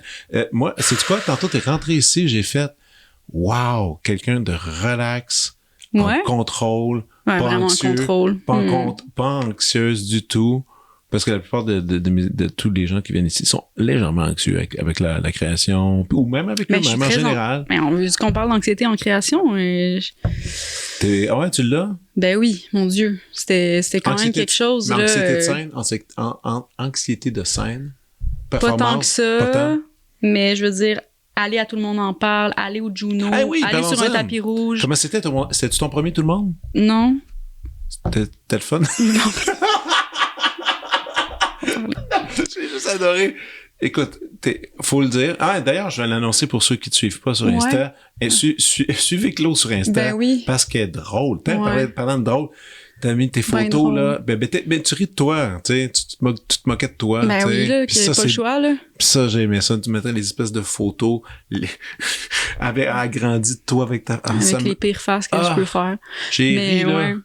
Non, mais c'est juste que, tu sais, des fois, quand tu vas sur des plateaux comme ça, t'as comme des attentes de comme on va parler de musique, puis tu sais, ça va être... J'aimerais que ça soit plus deep des fois, tu comprends, comme ce genre dans... Mais des fois, ils sont capables un peu plus, puis... Ouais, mais c'est la télévision. Moi, j'aime ça parler... La télévision, c'est dur. Pour vrai, tu sais. Mais la télévision, c'est dur. C'est dur, c'est ça. En podcast, c'est ça que ça permet aussi quand même, c'est vrai, c'est le fun. Ben c'est que ce que j'aime le podcast, c'est que c'est un droit à l'erreur. C'est un droit à l'erreur. C'est un droit d'aller dans un propos, tu sais, quelque chose, puis le corriger sur le champ, au lieu de le lendemain faire des excuses sur Instagram, dire je m'excuse, on dit non, tu peux c'est malléable, c'est élastique, on peut aller dans tous les sens, comme on fait d'ailleurs aujourd'hui. Puis tu sais, tu peux dire si je m'excuse d'avoir parlé des humoristes, ça me rend anxieuse, puis je vous aime tous. Ben oui. Ben sauf certains. Sauf certains qui sont cancellés. Là. On ira ensemble voir un show, garde. On ira. Hein?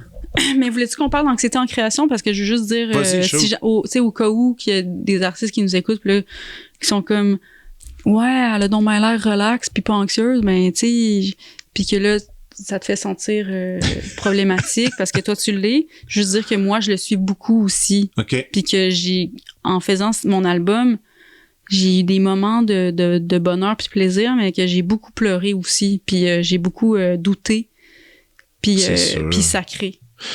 Puis fait de l'insomnie. La journée qui est sortie de l'album, ça se gérait-tu? Ouais, là, j'étais bien contente. T'étais en c'était paix, plus, là, c'était fait. Le processus, puis tout ça. C'est comme... Ça fait un peu chier, ça, parce que moi, j'ai fait 2 projets solo, genre. Un qui sort en juin, là, bientôt, qui est en train de se finir. Merci. On surveille ça. Merci beaucoup. Puis celui d'avant,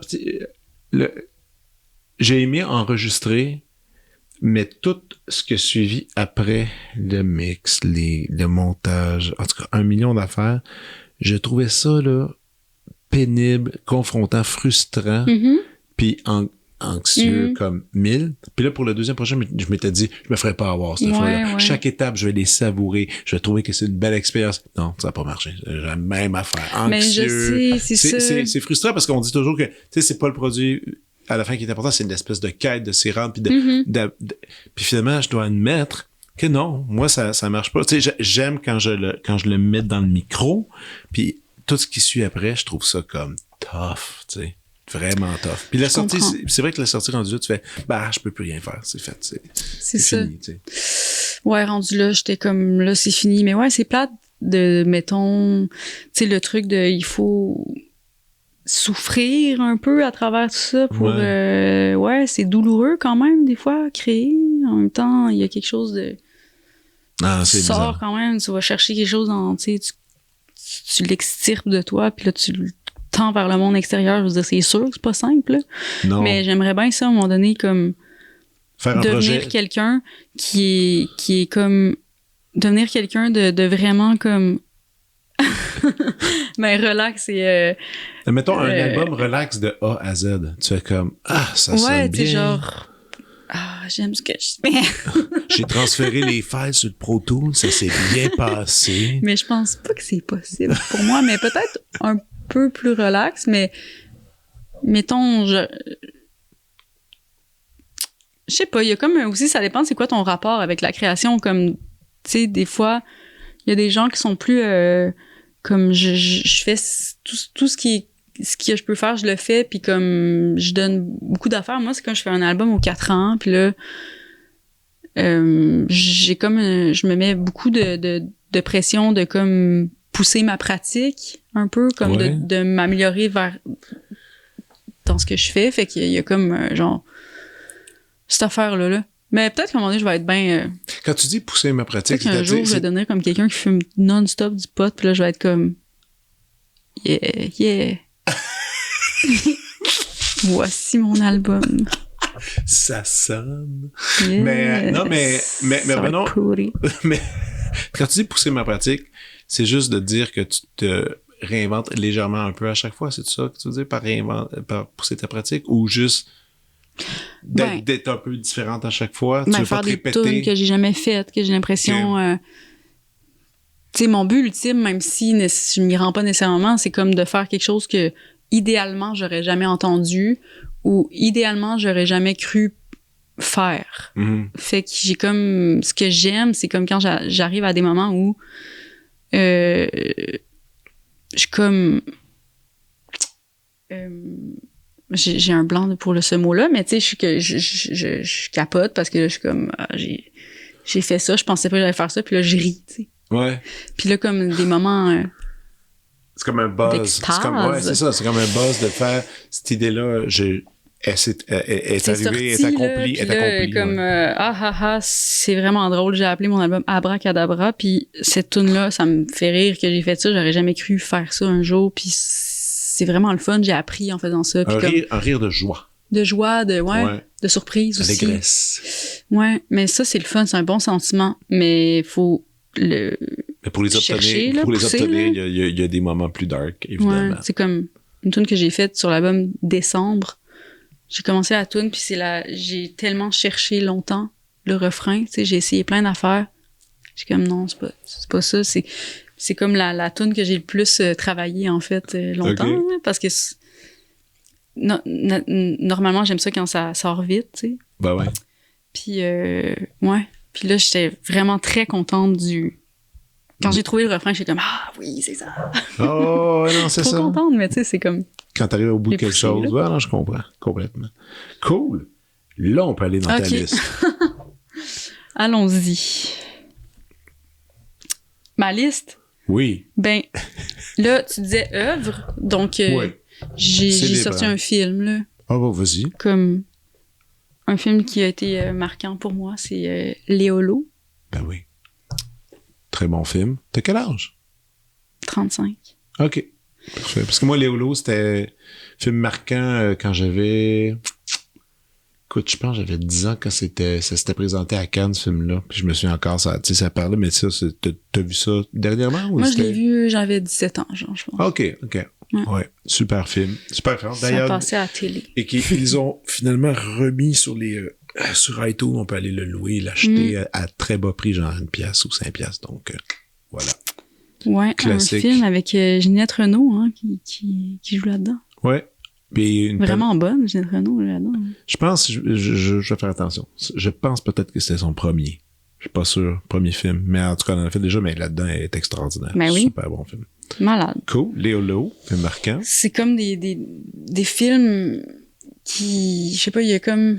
Ben tiens, on a juste fait 2, là, Jean-Claude Ozon aussi. Ouais, Vu la nuit. Mais ouais. Ça. Ouais, on se pose toujours la question, hein, c'était tellement un bon créateur en 2 films. Qu'est-ce qui nous avait quand même fou, fait, là? C'est triste. Ouais. Triste destin. Oui, vraiment. Œuvre marquante, L'Infonie. Ouais. Ben oui. Ouais. Qu'il y a eu beaucoup ici, d'ailleurs, à l'UQAM. Qu'il y a quoi? Il y a eu beaucoup de shows de l'Infonie ici. OK, ouais. Comment ça, c'est marquant? Ben, c'est mon premier... ma porte d'entrée vers ma rencontre avec Raoul Duguay aussi. OK. Qui mélangeait, tu sais, la poésie, la performance, la musique contemporaine, le jazz, genre... Ouais.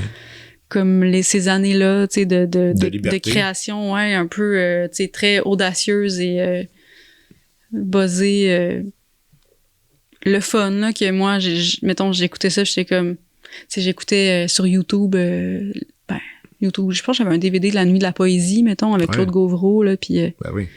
La performance de Claude, c'est quand même pas pire troublant la première fois que tu vois ça. Qu'est-ce qui se passe? Mais oui.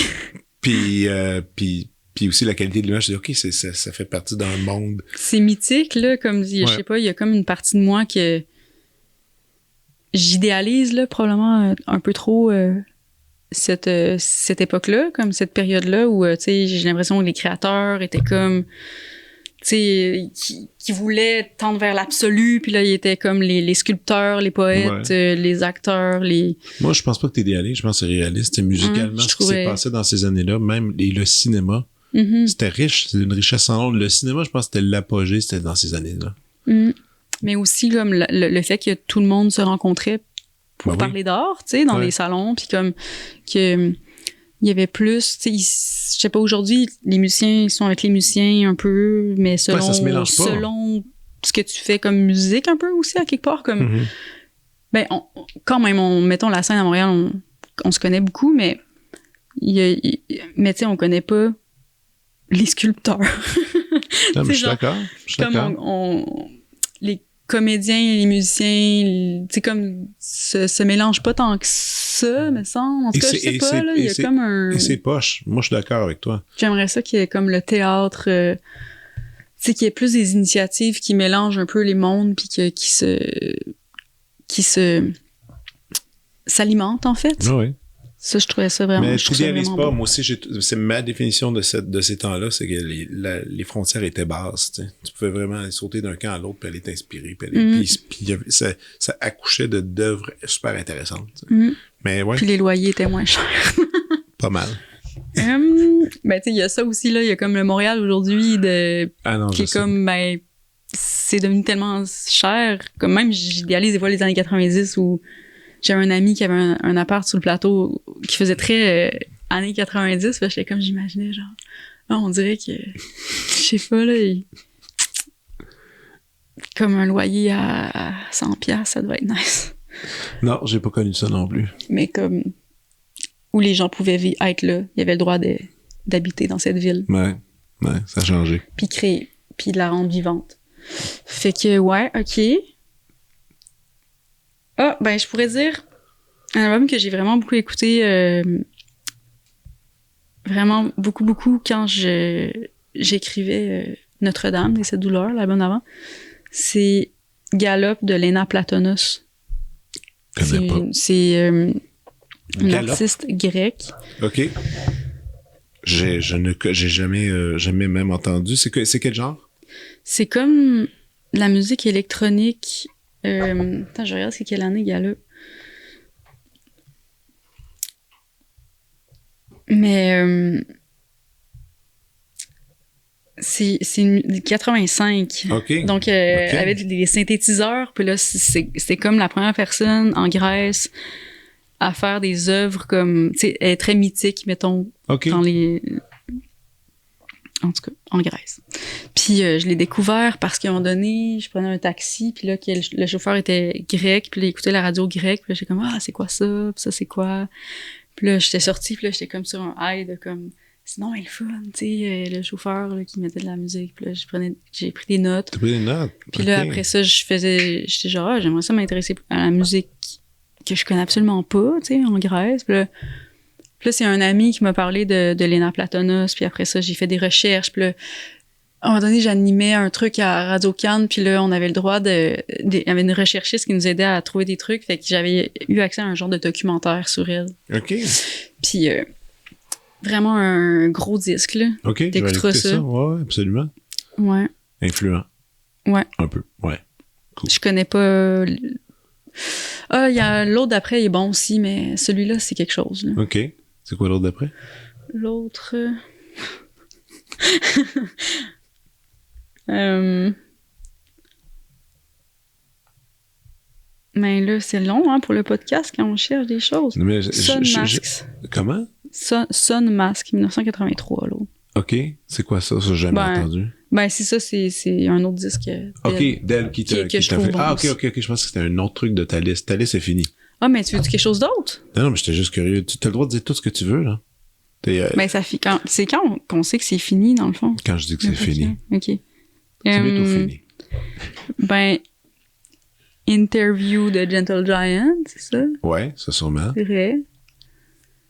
C'est ça, c'est une autre affaire que... Mettons, j'ai vu des perfos de eux où c'était comme... complètement cinglé, là, puis... Éclaté. C'est comme de la musique un peu... C'est vraiment... C'est très mitigé, les gens, par rapport à Gentle Giant, là, dans le prog. Il y a des gens qui haïssent vraiment ça pour mourir, parce qu'il y a un côté un peu circassien, je dirais. Ouais. Je sais pas comment dire. Moi, je sais qu'en musique classique, les gens capotent. Ah oui, mais tu sais, il y a du violoncelle. Plus, mais c'est aussi, c'est juste que c'est bien fait. T'sais. Oui. C'est bien fait. Visuellement, je vais t'avouer quelque chose. J'ai jamais vu une perfo stage live 2. Moi, je connais. Non, okay. Moi, je connais. Oui, c'est ça. Bon, peut-être que c'est grotesque sur scène. Je sais pas de quoi ça a l'air. Mais moi, c'est juste le son. Moi, j'aime le son. Non, c'est pas grotesque, là. En tout cas, ce que j'ai vu, mais c'est pas grotesque, là. Moins grotesque que, mettons, Trio, là. Live. C'est pas gratuit, ça? Hein? C'était pas gratuit. Mon Dieu, je m'excuse. C'est bon. Trio. Ben, premièrement, c'est quoi? Juste parce que t'as dit grotesque live. Là, j'ai une image de comme une perfo Trio. En tout cas. T'es déjà. Pas des balançoires, là. C'était circassien un peu. Mais c'est parce que moi, j'avais oublié l'existence même de Trio, là. Ça existe-tu encore? Ça doit. Peut-être. Ben, je veux dire, ça existe. T'es live. T'es vu. Je les ai déjà vus live quand j'étais enfant. Au Festival d'été de Québec. Ah, OK.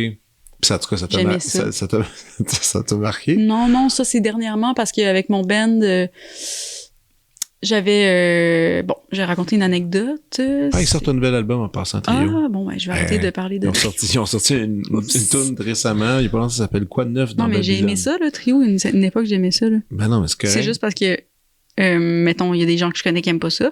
Puis là, à un moment donné, j'avais pris contrôle quand on était en tournée dans la van.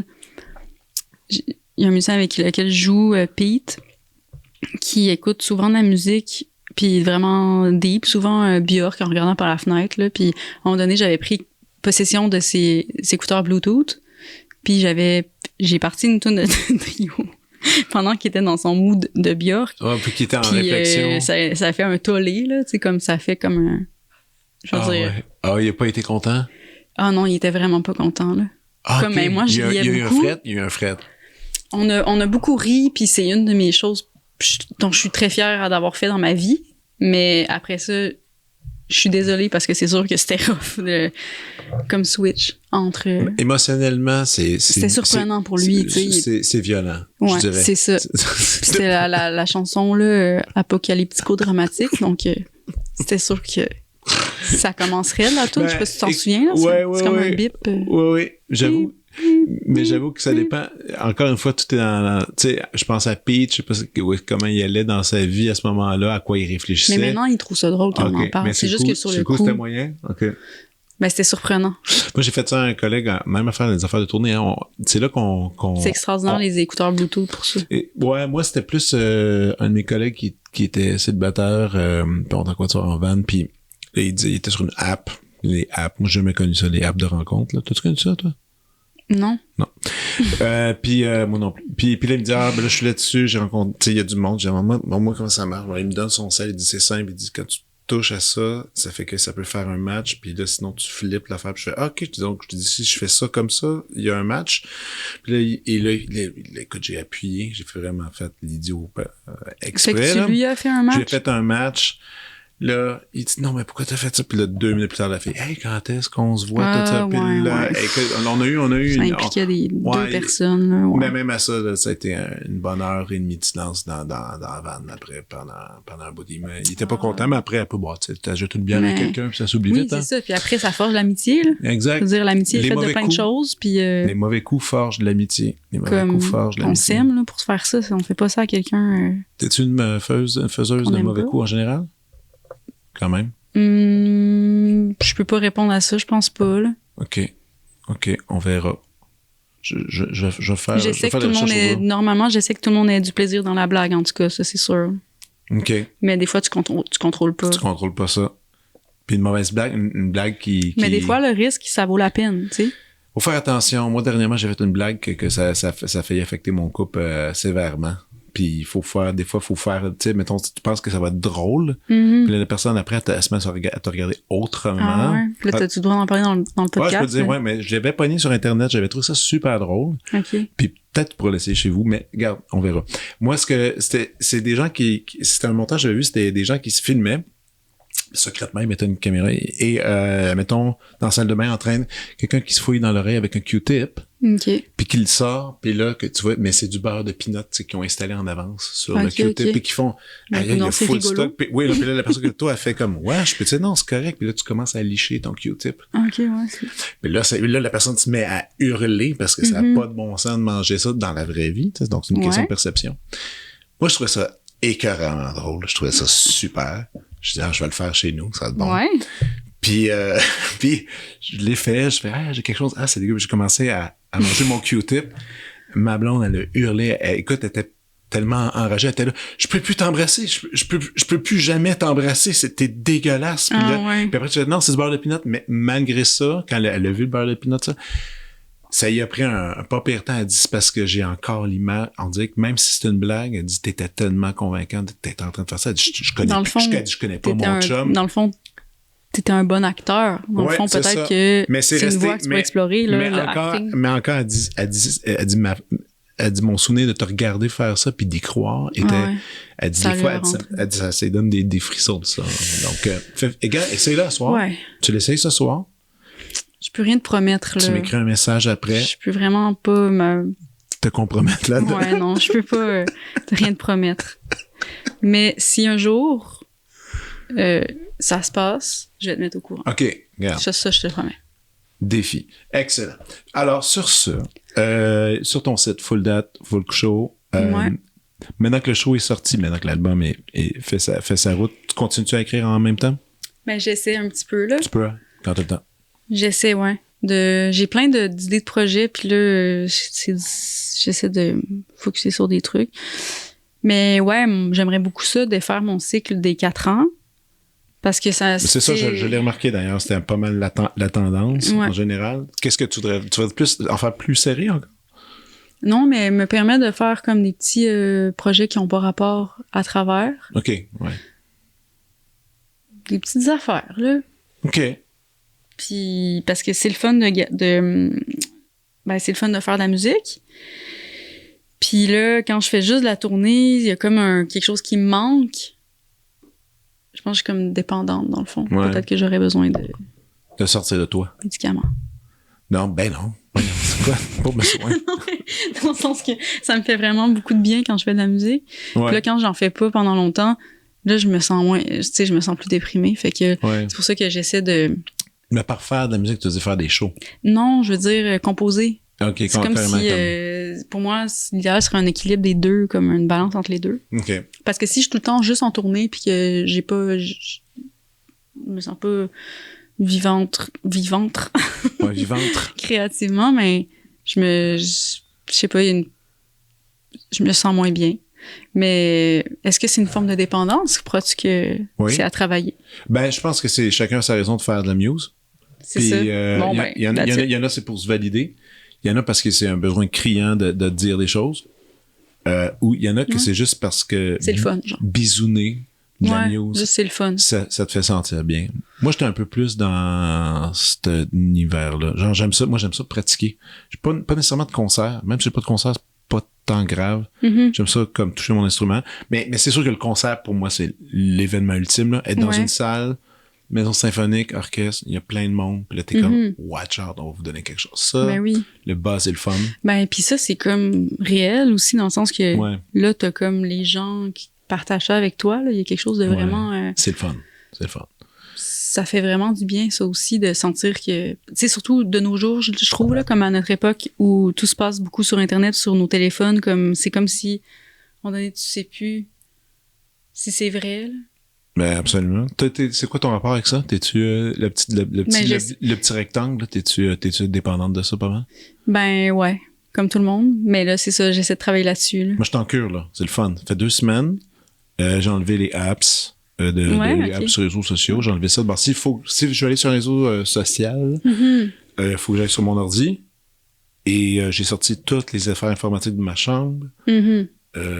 Tu sais, je réduis les temps d'écran. Comme, là, j'essaie je lis plus une nouvelle. C'est extraordinaire. Hey, ça va tellement bien quand tu lis pas une nouvelle. C'est la meilleure chose au monde. Ça fait 2 semaines. C'est comme, pourquoi je suis déprimée? Ben là, ah ouais, non, moi, je lis. Je suis trop au courant de tout, là.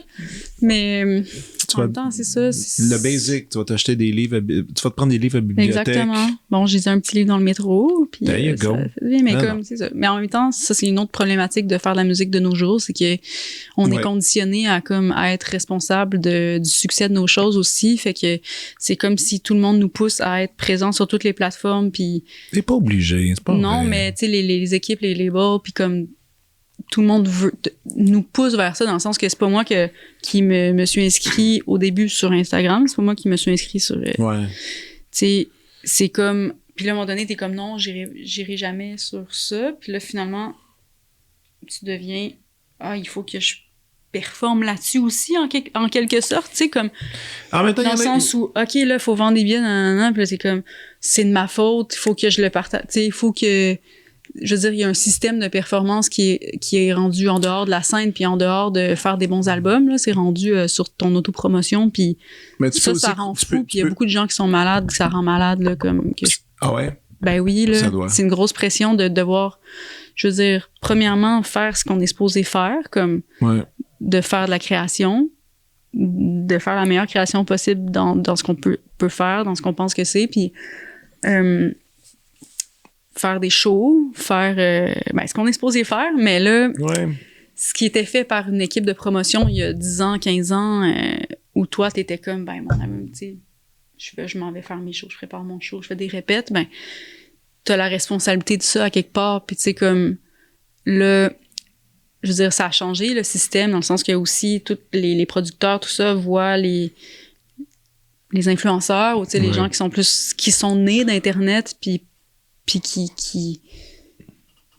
qui après font de la musique. Hein. Fait que là, ça met une pression sur les gens qui font de la musique à la base, puis qui ont pas nécessairement cette facilité-là, puis cet intérêt-là à comprendre les mécanismes de TikTok, là, mettons. Là. Moi, j'aurais une certaine envie de dire que tu pourrais te permettre d'avoir l'esthétique mystérieuse d'un Stéphane Lafleur. Je m'explique. Ouais. Parce que Stéphane, il a toujours refusé ça. Il a refusé, il est pas sur les réseaux, il est sur rien, il fait rien. Puis il fait rien. Puis lui, je pense qu'inconsciemment, il a décidé, moi, je vais faire bien mon affaire. Puis les gens viendront le voir ou pas. Puis il en fait pas 1000 sorties. Ouais. Mais tu sais, je parle pas juste pour moi quand je dis ça. Je parle de toute cette génération-là.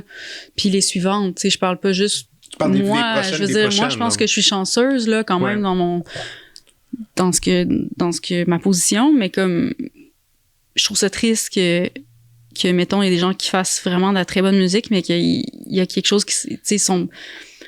Mais tu sais, je te dirais que c'est le même problème avec le cinéma. C'est le même problème avec le cinéma, parce qu'aujourd'hui, les comédiens qu'on engage, puis c'est sûr, là, c'est ouvert, là. Les gens de prod vont dire, OK, cet acteur-là, c'est cool. Oui, absolument. Il y a combien de following? Il y a combien de following? Ben oui, il y a des acteurs, c'est ça, là. Moi, il y a une série qui joue en ce moment qui s'appelait The White Lotus. Je sais pas si t'as vu ça. T'as-tu vu? Mais j'ai pas vu la dernière dont tout le monde parle. Bon, ben moi, je l'ai écouté, je l'ai fini, mais moi, ce qui me levait le cœur, plus que... Ben, la série était correcte, c'était correct. Mais sur tout Instagram, c'était juste... Chaque scène, il faisait cut, puis là, il y avait du monde qui embarquait pour faire de la promo. Tout de suite, on fait une affaire funny. Tu dis c'est l'affaire.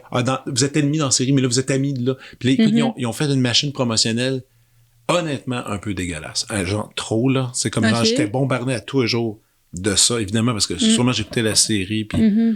Mais c'était horrible. Tu sais, je trouvais ça... À un moment donné, c'est aussi que tu pulvérises le mystère. Moi, c'est ça qui arrive. C'est que ça devient que... tu vois la personne dans la rue, puis t'es comme... finalement... Tu sais, tu prends l'artiste pour acquis. Moi, je suis comme très fan du mystère, là. Ben oui, comme j'ai écouté Harmonium, là, quand j'étais ado, sans jamais savoir nécessairement à quoi il ressemblait, là. Puis c'était correct. Puis, tu sais, c'est ça, comme... Puis ça me dérangeait pas de pas savoir. Puis je sais pas, comme, il est en couple avec qui, puis c'est qui... c'est qui parle de qui, cette toune-là. Je veux avoir la face de la personne de qui ça parle. Puis comme, tu sais, il y a quelque chose de tellement... Non. Je sais pas. Qui tue un peu, je trouve... le pouvoir d'évocation peut avoir pour avoir les choses aussi quand tu as les clés, là, t'as toutes les clés en ta possession dès le début, tu sais. Mais tu sais, après ça, c'est comme. Mais c'est pour ça que c'est comme un peu comme ça me fait rire avec tu sais, dernièrement David Lynch est mort là, il n'y a pas si longtemps, tu sais. C'en est un qui donnait pas ses indices. Mais c'est une autre époque, tu sais. C'est une autre époque, mais en même temps. Je veux dire, il y avait pas la pression de faire ça non plus à l'époque. Puis tu sais, mettons, tu parles de Stéphane. Stéphane, il y a un autre métier aussi. Puis comme, tu sais. Il y a un autre métier, mais il roule sa bosse. Puis les gens y vont. Puis il est super, absolument. C'est extraordinaire. C'est extraordinaire ce qu'il fait et tout. Mais je pense que sur les jeunes musiciens aujourd'hui, comme qui n'ont pas connu absolument aucune autre réalité, c'est quand même beaucoup de pression pour eux, puis c'est pas bon pour leur santé mentale, je trouve. Puis je suis complètement d'accord. Mettons, je compatis avec eux pour qui ça doit être difficile d'être dans la performance, comme puis de devoir, c'est ça, performer sur la scène, sur disque et sur les réseaux sociaux, mettons, parce qu'ils ont la pression de leur label aussi de le faire. C'est pas nécessairement tout le temps. Toi, tu deals bien avec? Un choix. Tu deals bien avec? T'as l'air de bien dealer avec ça. Ouais, je deal bien avec... Je pense que je deal quand même bien avec ça, mais ça rend addict. C'est fait pour que ton cerveau devienne accro. Puis je suis pas à l'abri de ça, moi non plus. Puis comme j'essaie de pas avoir le réflexe. Non. Comme toi, tu dis... Mais les enfants, ça aide. Moi, d'autres, on essaie de faire le règlement. Les téléphones n'ont pas le droit d'être à la table quand on mange. Puis à un moment donné, mes enfants vont être grands puis ils vont faire des boîtes à cellulaire. Où est-ce que tu rentres dans la maison puis tu mets dedans puis t'as pas le droit de les toucher. Très bien, ça. Aujourd'hui, faut se protéger de même parce que c'est trop dangereux. Mais sur une note plus positive, je vais te dire un grand merci. merci à toi. D'avoir passé 1h40 avec moi. Ah, c'est ça, c'est les podcasts, hein? Ouais, ça passe vite. 1h40. Et on va se revoir. Puis... cool. Puis bon, je vais non, je veux pas dire... bientôt. Ouais, plus à bientôt. À bientôt.